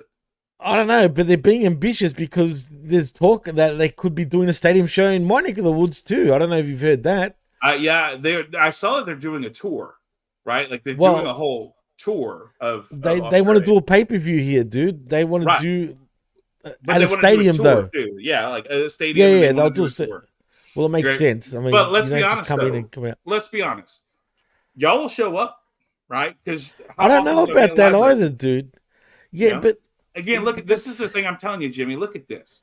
Okay, let's take for example this one I showed you earlier, right? Right here, right. This isn't a full stadium. This isn't a full stadium. There's maybe 20,000 people here, right? How does that look to you? No, there's less than 20,000 there, bro. Guaranteed. Then how does that look to you? 20,000. This place fits 50, correct? Let me see. Globe Life Field. It's around the 50 in the 50s. 40,000. That's not that big. I mean, it's big generally. Big. But it's not as big as 80,000. Yeah, 60, you got 000. Jerry World next to you that can seat 100,000, right? So this is half essentially. 80 to 100,000 to Jerry World, depending how you set it up. But what's still, Jerry World? What's that? What's that joint? Texas Stadium, the Dallas Cowboys Stadium. Like they're right next. Is that next door? Are they next door? Oh, okay, all right. Yeah. See here, look. Here's a map. So here's Globe Life right here, right? Right. You got Texas Live here, which is a really cool like outdoor venue and everything like that. Right. And then you got Cowboys Way right here, and then where is it? AT&T Way, and then AT&T Stadium is it's right in this stupid right here. All right, so Oh, there here it it is. is. Right. Here's AT&T. Here's Oh, yeah. Globe Life Field, and all that. So. And how far Yeah. is that? Not even a mile? And this is the old baseball stadium that's outdoors. That's not, right? Which is a beautiful ballpark. Is that still around? It's still around. They still use it. They haven't demolished that yet? They're not going to. Yeah. They still use it. That's where the Rock has his thing, and that's where they do the UFL games is in this field. Okay. And it's right here. And how much does that feel? And was that the old baseball field, right? Obviously? That was the old Texas Ranger Stadium. And how much does that joint fit? 48,000. Okay. So they downgraded a little bit in terms of size, but not facilities, obviously. Because it's a nicer facility and you're inside, right? This is open air stadium, and when like it's 105 today, right? Like it's already 95 degrees at 11 o'clock, so it's gonna get stupid hot. So playing baseball and stuff, it was miserable. I'm trying to sit in these seats and trying to go. So that's why this was built.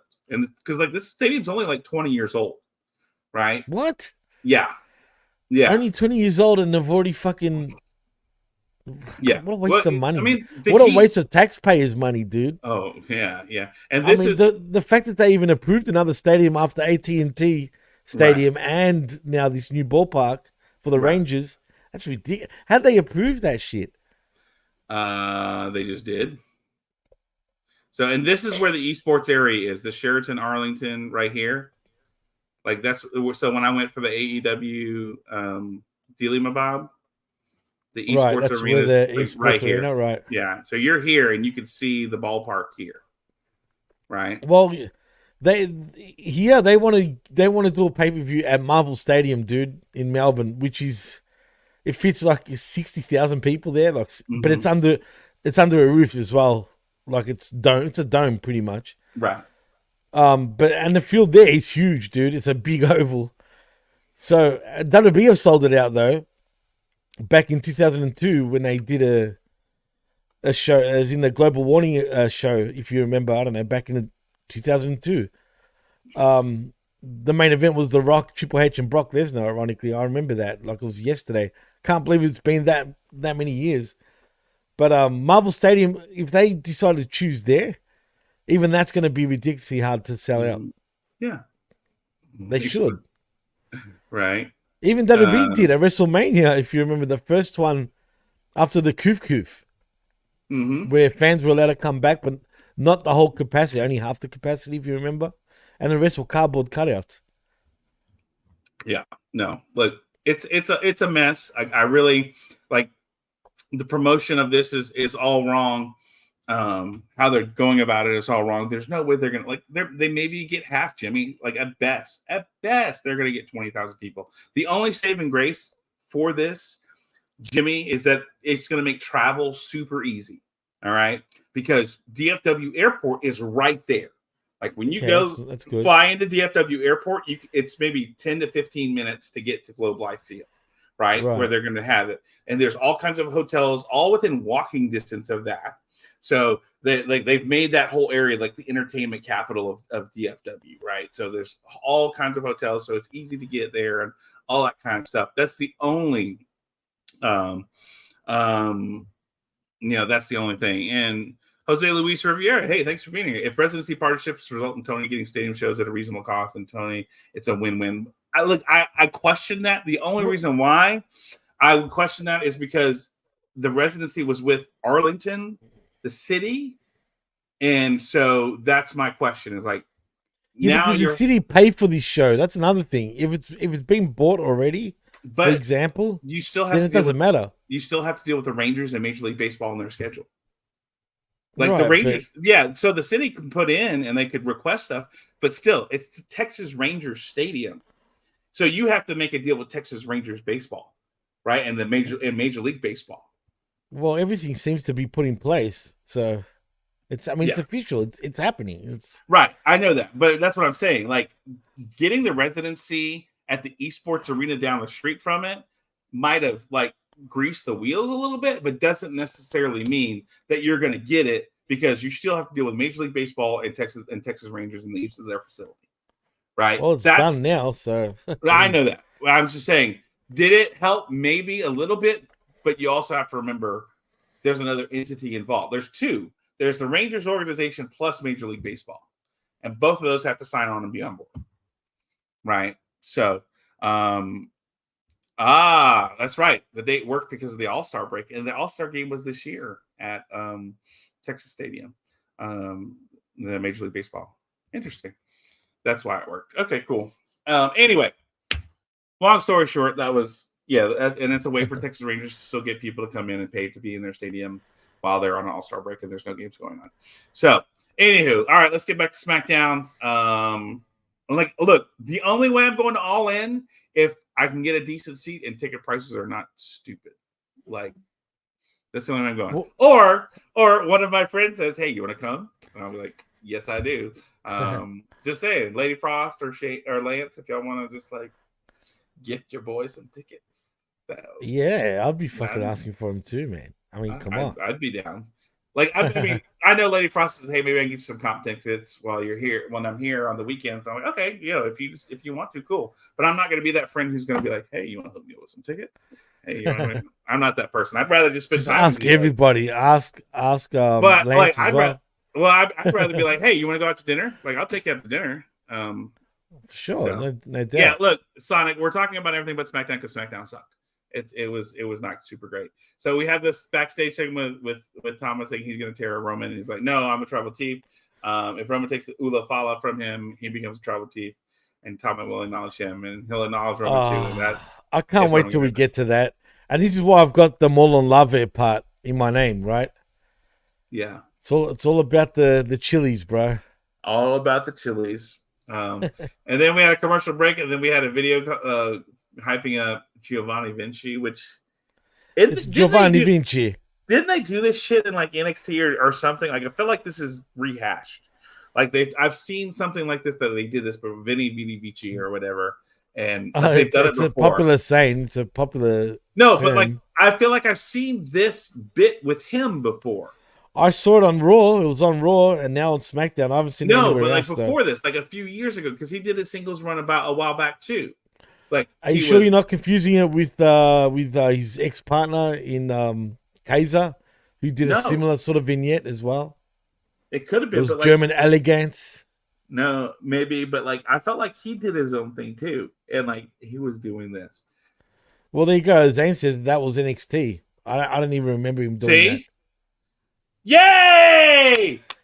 See, yes. How stupid. And Liz and Lab Rat. Oh yeah, I do remember that because he wasn't on the main roster at the same time. That's true. Thank you for validating me. Hey, Liz. So now we've gone backwards. We've gone backwards with this very, very bitchy bullshit. Anyway, he's not going to go anywhere. I do like the way he speaks Italian, though. It's very elegant. Not bad for a German. A German Italian. Well, technically, he's born in Italy, but he's not Italian background, though. You're right. Right. Yeah. That's what I'm saying. All right. So we have Naomi versus Blair Davenport, and in the attendance is NXT Women's Champion Roxanne Perez. Roxy, baby. Again, Jacob's favorite wrestler. As I said, let's for funsies. Let's pull up that old nugget one more time of Jacob and his smiling face of how excited he was to meet Roxanne Perez. When was that? I know it was a summer. When was that? Yeah, no, that was a November. Here it is. Found it. Let's see. All right, let's share this bad boy. Present, share screen, photos, share. Jacob's favorite wrestler, Roxanne Perez, and Shane Taylor in the background. Yeah, and Corey. Corey's back there too. I love Corey. So yes, Jacob's favorite wrestler, the person he wanted to see that night. Super excited. Was this before she was in WWE? Yeah, this is like she was getting right before she goes to WWE. She was still with New Texas Pro Wrestling and with Booker T's Row and all that kind of stuff. But like this is probably like a month or two before she went to NXT and WWE. So I'm with Liz on this one. Oh, Roxanne, he's better. Yeah, Roxanne. Oh no, you don't have to turn off the red light, right? Or put it on, right? Yeah. Roxanne. Yeah. Classic. So yeah. So she's there, and there's talk of what roster will she go to? And I'm like, oh, I didn't know we were bringing her up. But I think it was just a hypothetical. So we have this match. Jimmy, this match was bad. I didn't like it. I mean, we get the classic. Naomi's in her hometown, and we're going to let her lose. First of all, classic WWE.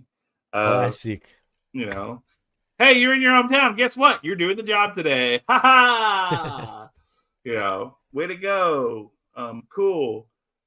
I know you wanted to tell a story, and we have a 6-man match with Naomi and Bianca and Jade versus Blair and the Witches. Cool, but like, you notice Jade and Belair looking all dominatrix and shit. Yeah. They almost look like heels, man. A little bit. It felt time. heelish earlier in the night, and then now. So cool. This was a match. It's total opposite to the Glow when you think about it, right? Yeah. I can see them turning on her for some fucked up reason, man. I don't know why. I could too. So then we had a backstage segment with Grayson Waller. He's fucking warming up and talking shit about Kevin Owens and how Don't make me laugh. Kevin Owens. He's a That's how fucking you say loser. it. I don't even talk like that. This is how you said it. Kevin Owens. Yeah. Kevin Owens. Because he's What a the fuck fucking is that, loser. bro? He's a fucking loser. You know what I mean? He's fucking. God. He can't even fucking win. That's why Cody did it, because it's a fucking easy win, right? And so he's talking shit and theories there, and then Kevin walks in. He's like, yeah. Remember, he right, said let's go. easy dub. He said easy dub Easy as dub. well. Easy dub. And You know what I mean? He's a fucking easy dub. And so, Easy dub. easy dub. And so, he's an idiot. Oh, well, great. Okay, cool. Let's go have that match. And then we have a graphic about Alpha. Oh, yes, RIP. So, commercial break, and then we come back with Kevin Owens versus Grayson Waller with Austin Theory in attendance. And Ethan Page is there, too. Oh, wow. Yeah, surprising. We got to have all the NXT people. Oh, shocker. They're there.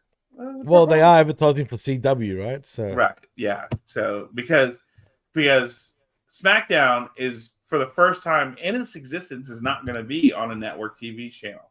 It's going to be on cable finally, and then NXT is going to network TV. So, which is interesting. I think that's very good for NXT though, to be on network television, dude.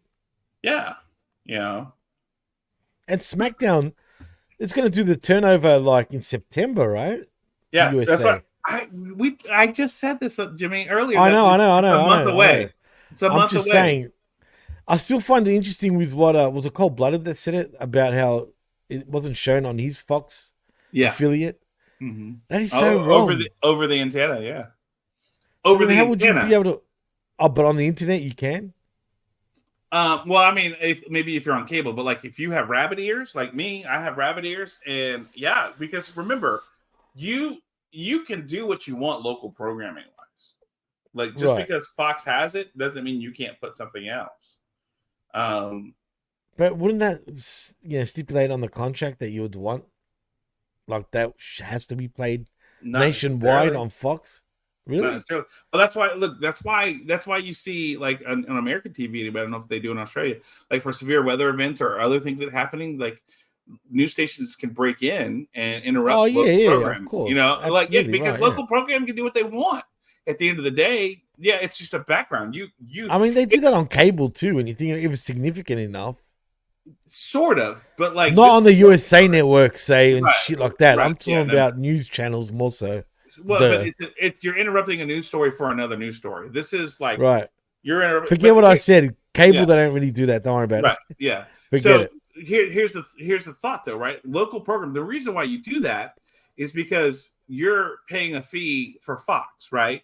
And Fox has all this programming forming. It doesn't mean you necessarily have to show it how you want. You could show it and it's live and it's there for you to do it. But you know what? If you don't like it and it doesn't meet your needs and it's killing your demographic, you don't have to show it. You just fill it in with other programming. I guess. I mean, but you'd think WB would still be one of the biggest rating, like for these smaller affiliate channels, man. You know what I mean? Yeah. I don't know. I just find that kind of weird that they would do that. But anyway, that's just so me. Yes, Canada Spaceman, they did go digital per se. Now we have digital antennas and not analog. So like they're still antennas and they're physical. Really? Yeah. But wouldn't that be on the roof though, mainly? I have one in my house. Like it just so depends you need on where rabbit you ears? live. See, here we don't like for network television, right? Digital, because everything's gone digital here too, right? We don't need rabbit ears or anything like that but you need the aerial obviously on your roof though. Yeah, like you could get that. That's the best way to get a signal, but you don't have to have that. Like you can just put rabbit ears in your house because it's still digital, right? It's just it's changed the frequency of how you pick it up. And so not all houses in the US actually have aerials. Every house here has an aerial, no matter what, man. You can have it, and it's the best way to get it, but not a lot of people want to go and like you can get powerful like antennas, rabbit ear antennas, and you can pick it up that way. It just depends on how you live and your access to your satellite, your broadcast and everything. And rabbit ears is actually the best way to watch football because it's an uncompressed signal. So if you're watching sports, if you want to get the best visual of your sport, watch it on rabbit ears because then you're not, because with cable, right? They have to compress the signal and then send it back out. And like I watch football on my dad's TV, and he's got this giant TV and he has cable. And my cable on my rabbit ears is better than on his TV because they're not having to do that. They're just sending the signal out and you pick it up. And yes, they changed the broadcast frequency and you had to go, and for a while you could get a converter box for your TV. It's like if your TV didn't pick up digital signals, you got a free digital converter box, right? I remember that. You could but do no that. one really uses them anymore per se, right? Because the TVs are programmed for digital, yeah. And you can get the antennas to help boost this. So the antenna boosts the signal so you can receive it, right? And that's what it does. They're floating around the air, and if you get, especially if you get a powered plug-in, like you can get a non-powered one, and you might not pick up. But where it helps is if you get one that has its own electrical outlet, so you can run its own power, and then they pick up the signal. And so that's the way it's. I find that interesting because every single house, it's like it's compulsory. It has to have an aerial, man. You know what I mean? Yeah. And look, Labrat says for some reason my SmackDown gets moved around for rugby hockey games all the time, and rugby isn't that big. Yeah.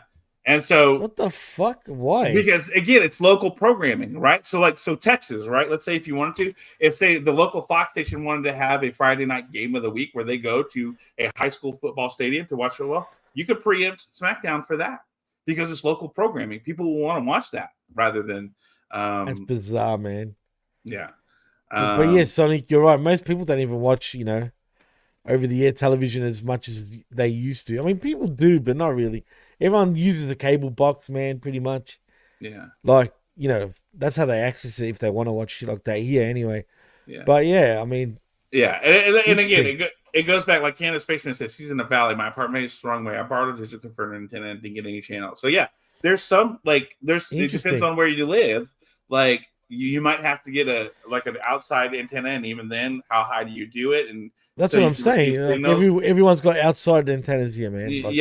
Whereas here, mine's indoor. Mine could be an indoor-outdoor antenna, so it could be, it's that aspect. Yeah. So when homes get built in the US, basically, that doesn't come standard, right? Because here it's standard, like literally standard. Mm-mm. That's very interesting, man. And another thing that's always fascinated me about the US, not everywhere is like this, but what's up with no fences in the backyard, man, with some places?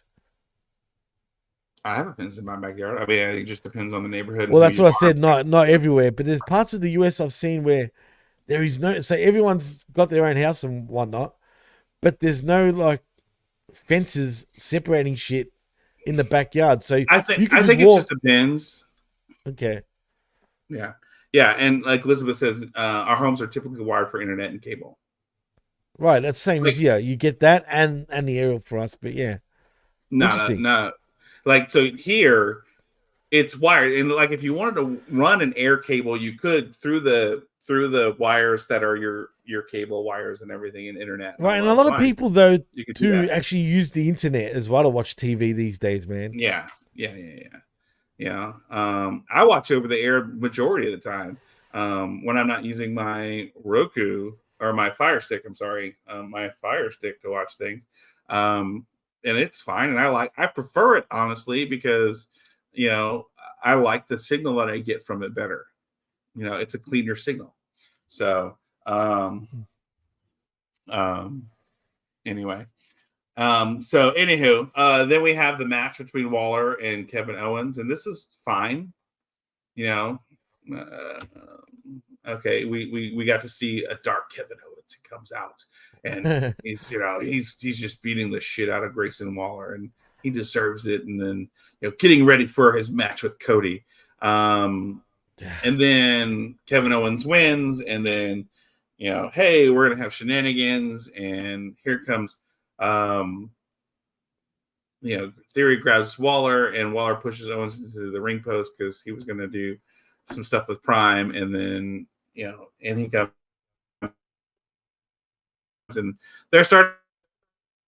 Cody hits Waller with a steel chair, and Owens hits Theory with a steel chair, and then Cody, and they're there, and Kevin is behind him, and he's got the chair in his hand, and Cody's just has his back turned to him, and you think, oh, maybe he's going to hit him, maybe he's not. It feels so Cody petty, in the though. ring. Cody saving Owens and all this shit feels so petty. And if you notice, there's no build at all to this shit. Like, it's just a match that's happening. Because everybody knows it's going to happen. I mean, so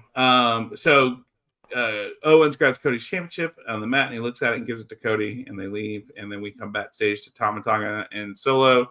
Tom tells Solo that he acknowledges him, and Solo tells him he knows and he loves him. But tonight, Roman needs to acknowledge him. Again, why? I don't know. Then we have a commercial break and come back, and Titus O'Neil's in attendance. And they talk about his stuff. And we cut to Legado de Fantasma having dinner, and Santos Escobar talking. I love this, though, because it felt very Lucha Underground, the way they did this. It had a Lucha Underground kind of feel to it, which I kind of dug, and I thought it was cool. Like the message, the visual was great. Like what they said and everything was a little like meh, but the visual was fine to me. Like the content was a little. Yeah, look, you know what really irked me though? The fact that you could see what's it called? Santos Escobar's hand with the LWO tattoo. Yeah. Tattooed on it. And that kind of irked me because just cover that up, man, while you're talking Legado de Fantasma. You know what I mean? Like, yeah. But I didn't mind just the camera work. It just felt like, again, it reminded me of Lucha Underground. Again, I'm going to tell you this. Like, again, they keep doing stuff with their cameras and production that are great and over the top, and I like it. Liz does bring an interesting point now. Why'd you have to make me think like that now, Liz? Because she's kind of right. This one? No, back to the restaurant where the family always hangs out, and she's talking about Don Tony and was it Stax? Oh, yeah. You know what I'm saying? Because they're in Orlando. They were in Orlando. Yeah, they were in Orlando, so maybe they use that same thing. Who knows? I didn't think of that at the time, but fuck. Now that I look at it, she's right. Yeah. So then LA Knight comes out. He does his talking, and he's going to catch him with a BFT and blah, blah, blah, blah. Yeah, whatever. Cool. Yay. And we cut back to see Mishin leaving the office of Nick Aldis, and Chelsea Green and Piper Niven stop in. And thank you for ruining Nia and Tiffy's celebration. And then and Mishin tells Chelsea she just booked Nick Aldis, and she has a women's championship match. Chelsea and Piper are angry, and they storm into Nick's office, and Nia Jax comes from behind and pushes Mishin out the door. And out comes Nick Aldis, who breaks it up. Cool. Great. Cool. Exactly. Yeah. Commercial break, and then we come back to the number one contender tag team championship match of DIY versus Street Profits, and Trick Williams is in attendance. Hey. Great. Cool. Are we going to whoop anyone? Yeah, maybe. I guess not. Again, DIY match. At least Street Profits went over. That's all I'm gonna say. Like, Well, surprisingly, does it feel like DIY now is just getting passed on as jobbers now, like putting over everybody else? um, Not that I probably, care, because I approve of that. I just find it ironic and funny that from tag champs, which I know they'll only use to warm those bouts up for your current champions right now. But yeah, exactly. They were never going to win. The Profits, though, are slowly building themselves up again nicely. mm-hmm. And if you didn't, I don't know if you spoke about this or not, Mm. but Bobby Lashley's officially gone from WWE. Yeah, That came sad. out this week. It was a he's tweet. I think he tweeted it. well, he's in the alumni section now of the alumni section of the WWE roster now on WWE.com. Right. Well, and I think he tweeted about it. Like I think he had a tweet saying he's no longer with WWE. Thank you for his time and blah blah blah blah. Yeah. I think I saw something about it.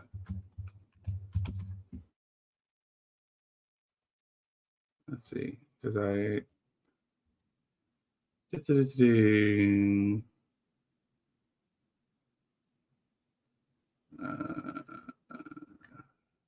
thought I saw no. Okay, the last thing he tweeted was May 8th. I know on his Instagram he when someone posted, it was one of the dirt sheets posted about him getting moved to the alumni section. He responded saying, "Who, Oh, me?" Like, and that was today or yesterday, one of those days. But yeah, I saw that, and it was officially him. was it? Maybe it was Instagram. He might be more active on Instagram, but I can't believe they've got. What's wrong? I think there was some sort of disagreement between both parties, dude, and I think it has a lot to do with how he was being used, and I think it was just best to part ways. You can see it, dude, with the whole what was happening with the Pride or whatever the fuck it was called. You know what I mean? I think he was unhappy, and there was just issues. Yeah. There's got to be more to this, man. Because you wouldn't release a talent like friggin' Lashley like that, man. That's showing no respect to the way they did that to him, dude. That's just me, though. Yeah, I agree. Do we see him in AEW, though? And if so, no. He's going to be a loser, bro. He's too big for AEW. Yeah. Yeah, he's going to get the Lance Archer treatment. Can you imagine that, bro? They bring him in and they do that to him. Can you imagine? No. Fuck.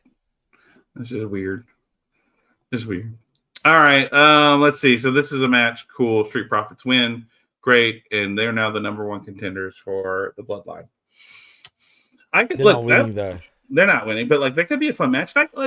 It'll be a fun match. Look, I could see maybe they get a win out of this, but like I don't know. You know.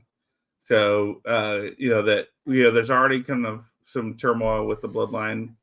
Hey, let's throw this into it. Let's take it off of them pretty quick.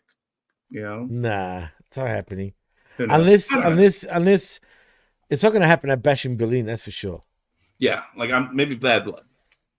Yeah, but I think this match is at Bash in Berlin, right? I'm assuming because that's the way it's being built. Okay. Here, let me look and see the Bash in Berlin card. I don't think it's been announced as official yet, though. Well, yeah, now it would be. It should be. So we know contenders match. So we have Gunther versus Randy Orton for sure. Cody Rhodes versus Kevin Owens, and Damian Priest and Rhea Ripley versus Dominic Mysterio. 2-on-1. No. Dominic Mysterio and Liv Morgan. Sorry. I was gonna say, yeah. So that's according to one source.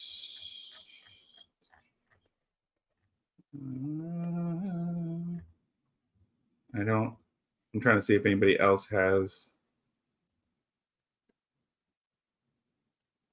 Marino Kudros, Dominic Mysterio. So there could be a LA Knight versus Escobar. There could be a Braun Breaker versus Sheamus. Isn't that happening next week? I don't know. I don't remember. There could be a Braun Breaker versus Sheamus versus Ludwig Kaiser. It could be Bloodline versus Street Profits. So, yeah, we don't know. Officially, we know 3 things so far. And those are Santos and LA Knight is definitely happening on SmackDown next week for whatever reason. Is it? But okay. Yeah, they announced that. Okay. I wasn't paying attention, obviously, and didn't care. Then we have this ending segment. Okay. Like, again. We saw this last week, didn't we? Yeah, but the other way around, right? Roman came in and cleaned house. And right. Now this week it's their turn to clean house on Roman. But you know what disturbed me, dude? What's that? Did you notice how he was having an orgasm? Who? When he was Roman, when he was putting the thing on. He's putting it on slowly. He's like, oh. And then when he put it on, he's like, oh my God. It was like powers. So, bro, calm down. Maybe. I don't know. Maybe that's what it does. I've never had an Ula Fala on me, Jimmy. Maybe that's what it does. Dude, that was the most weirdest fucking thing. The guy was convulsing like he was blowing in his pants, bro. It's like, relax, Roman. Come on, bro. Maybe that's what it does. Roman. Daddy. I was talking to him. Chiefy. That's what it would. That's what it would have been. If it spoke. If it spoke, that's what it would be saying. Yeah, I don't know. Like this. And Jacob Fatu comes back just to say, "Fuck you, Dave Meltzer. You don't know what the fuck you're talking about." After Liz also brings up a great point. Liz, logic again. You're talking logic. Liz, yeah. Look, Jimmy's already told me once. Don't be logical about wrestling, and so. So there you go. But Liz says, so here's my question. Offense, he gave Ula Fala to Roman. Why didn't he say something to Solo that you weren't anointed by the elders? You stole it. Because logic. Why would I see it that way, Zane? I almost need to show something here, man. I almost want to show that particular part. Can I show that? Okay. I have to. I Do just it. got to. Do it. Let me just get to the part first, but Do it. Do it! You don't have the balls. Do it! I have the balls. Let me get it to the spot where he's creaming his pants. So Chris says Roman, Jimmy J, and Hikuleo versus Solo Tamatanga. Why Hikuleo? But it wouldn't make sense. Because he forgot Tongaloa. Solo Tamatanga, Tongaloa. Jacob at Survivor Series.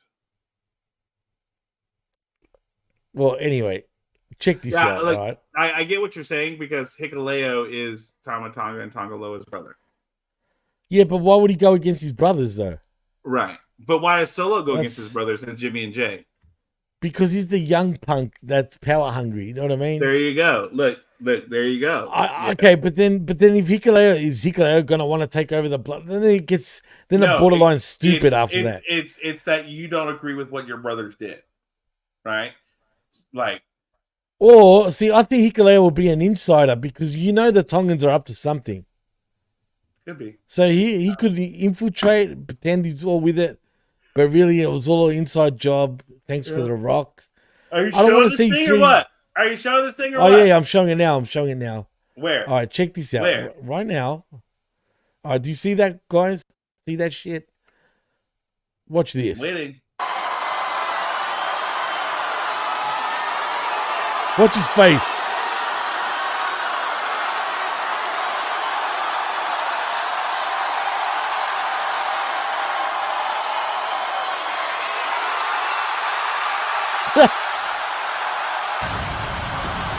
Dude,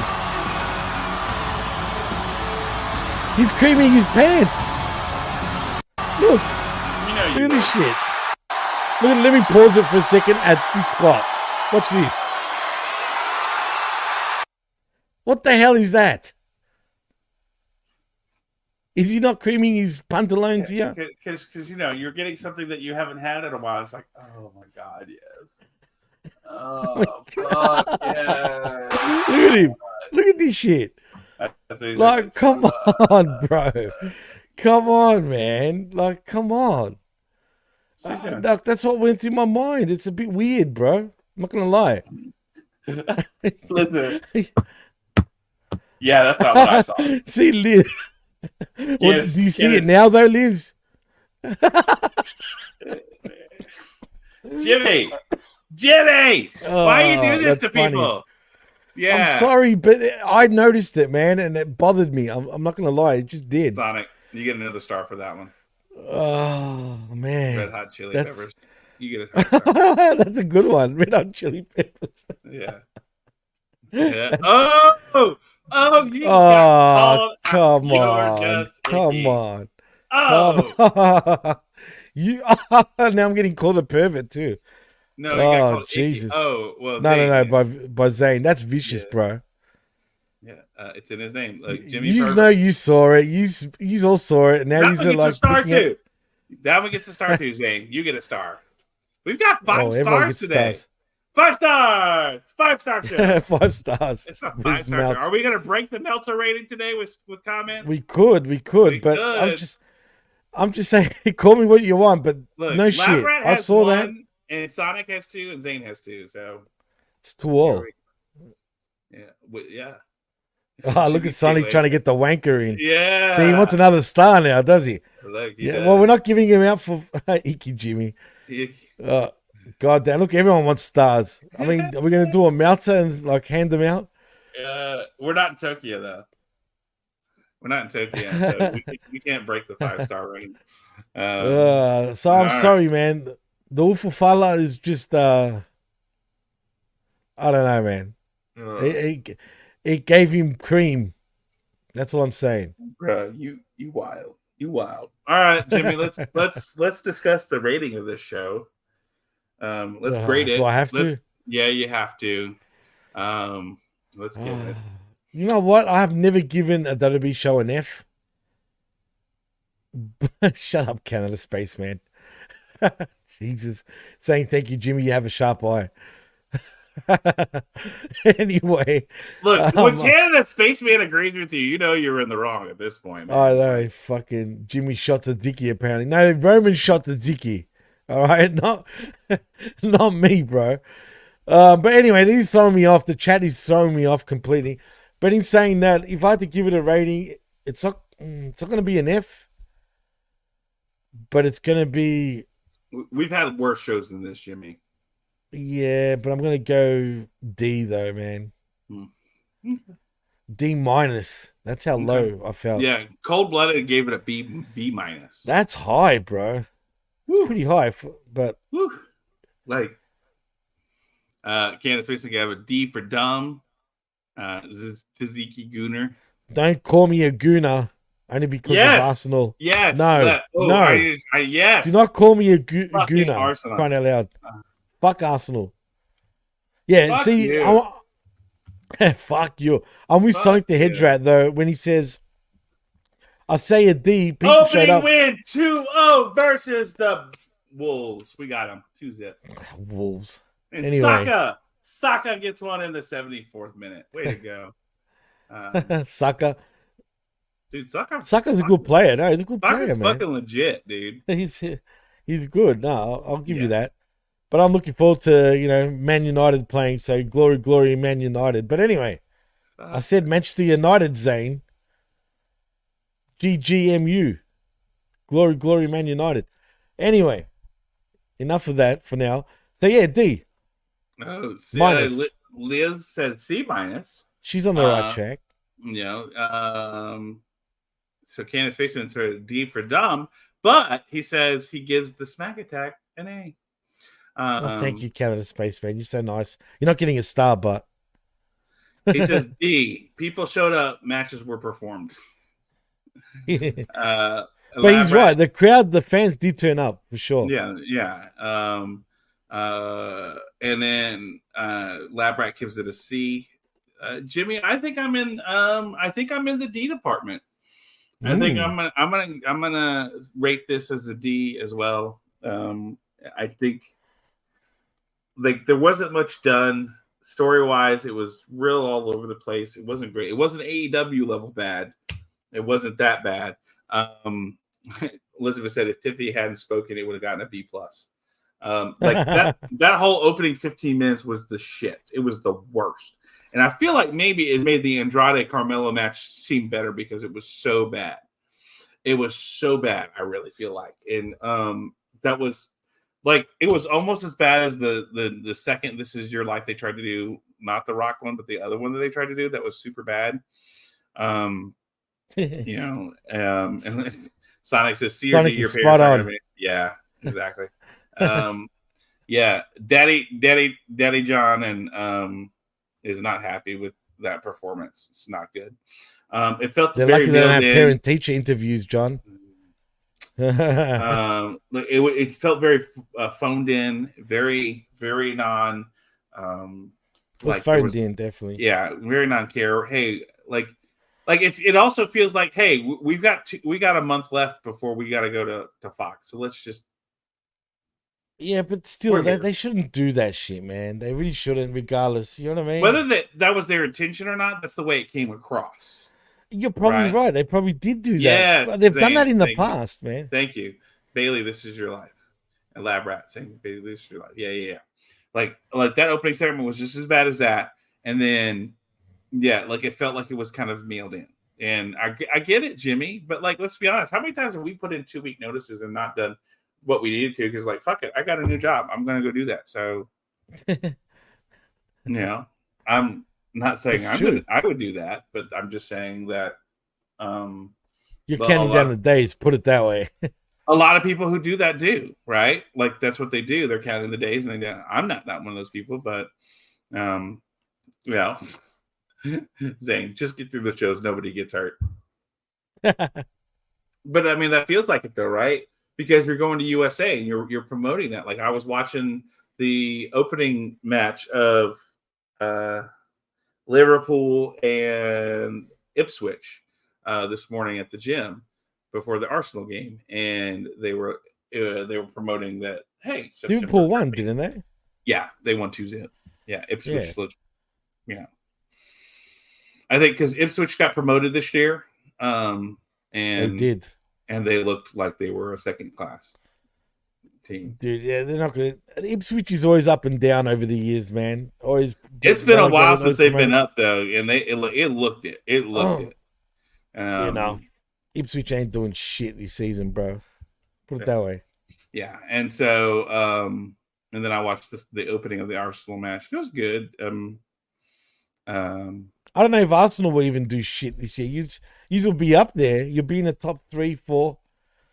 We won't do shit either. Just quietly, I'm talking about Man United, but it's gonna probably be Man City again, bro. Like, or Liverpool. We'll look, if we could like maintain, like we fell off at the end last year, and we could have had it all if we wouldn't have just fucked it up.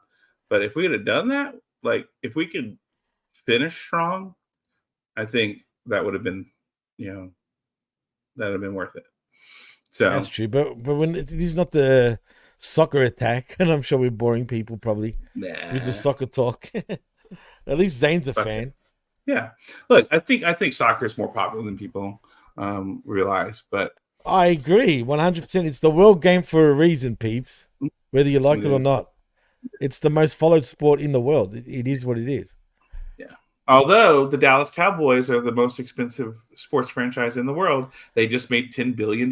They just crossed the $10 billion mark. Yeah, but American sports teams are always expensive anyway. Let's be honest. I mean, it's because the amount of money that goes into American sports teams is exactly why. And plus, you're all fanatical for your teams, just like we are in our, in our version of sports. I'm talking about like Aussie rules footy and shit like that. But I said footy, and that's short for football, just quietly. Yeah.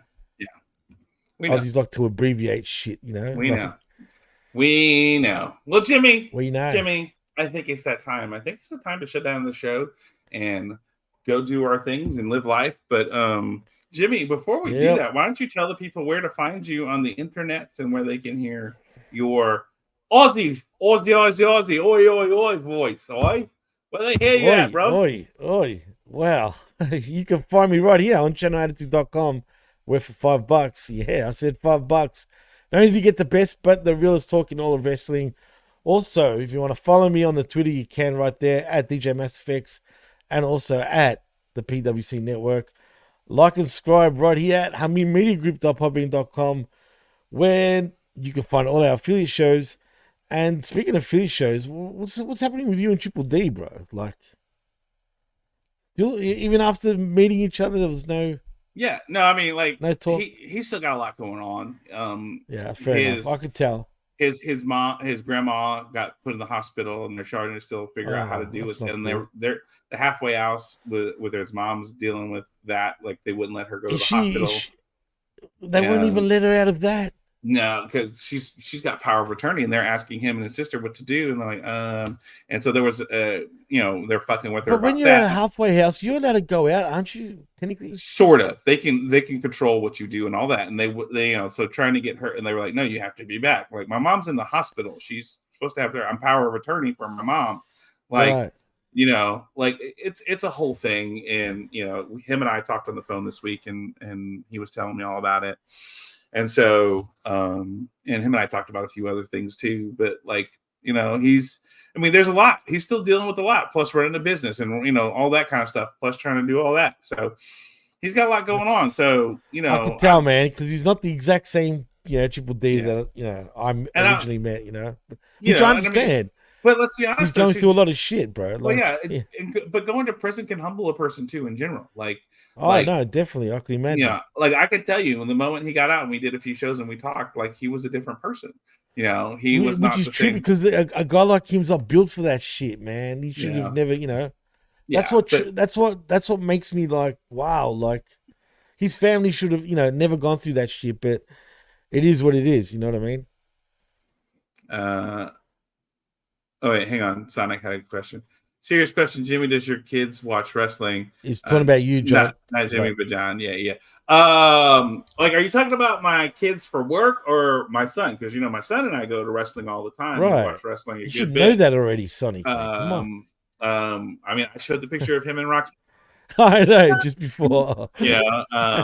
And so, but like if you're talking to some of my kids from Crossroads, from my after school program, some of them do, because I talk about wrestling, and they're like, oh yeah. So, and I've gotten tickets for shows where local companies have donated tickets for kids to go to shows, and they've been, and they had a great time. And they thought it was awesome. So yeah, like some of my kids like it, and some people don't. Just like in real life, it doesn't matter what you do, like what you like, but yeah, some do. So that's it. That's cool. Sorry. So anything else, Jimmy? Where else? Look out for the new show that me and Big Ray are going to be debuting very shortly. I believe on the 27th at 10 a.m. Eastern now, apparently, which means 9 a.m. Central for I Like It Raw. Oh, baby, I like it raw. I thought, okay, Vince McMahon Jr. over there. What? I'm just saying. So yeah, look out for I Like It Raw on the 27th of this month, debuting right here at the same bat time on the same bat channel. So yeah, looking forward to that. It should be a fun show, no doubt about it. Oh, and Jimmy, tonight I know that there's Collision. Oh, yes. So tomorrow you'll have to do what? You'll have to sift through the what? Well, but what do we do specifically, John? That's what I'm asking you. You have to sift through. You should be asking me after the Collision. We sift through the. No. You didn't say after. You just said Collision's on tonight. I said there's a collision. I said there's a Collision tonight. So after that, you have to do what? Well, we sift through the wreckage. Myself and the vet, of course. Look out for that. 11 a.m. Eastern, 10 a.m. Central. I'm trying to set you up, motherfucker. Just listen. I know, but the way you said, I knew you were trying to set me up, but the way you said it, I was like, yeah. Almost done a Bugs Bunny, like, yeah. You know what I mean? I mean, let's be honest. It's a Looney Tunes of a show to have to watch, and there could be another future show actually coming our way also with me and the vet, and possibly a surprise co-hosts that could be joining us. Nothing's official, so I'm not going to say anything yet. But put it this way, it's very close. So look out for the future. Someone is coming back to HMG possibly. Let's just see what happens. Is it the Mountie? Is it the Mountie? It's not the Mountie. It's even better than the Mountie, actually. One of our favorite sons, actually, John. But I don't want to give too much away. You're going to have to wait and see. And it's still a bit of time away. We'll see what happens, but so far, so good. But I'm not going to say anything because it's not officially done just yet. But we'll see. Contracts are in the work. And look, right now, it's more than likely happening, but until we know more. Until pen has been put to paper, we're not going to say it. We've got to find out over scheduling and shit like that if that's going to happen 100% or not. So, yeah, just tune in and find out, and you'll soon find out, actually. But for now, I like a Raw, Wreckage, and, of course, good old Smack Attack next week. At 10 a.m. on the Hot Media channel. That's 10 a.m. Central, right? 10 a.m. Central, 11 a.m. Eastern, 9 a.m. Mountain, and 8 a.m. Pacific. So, ladies and gentlemen, thank you for being here today. As always, you can always find me on the internet at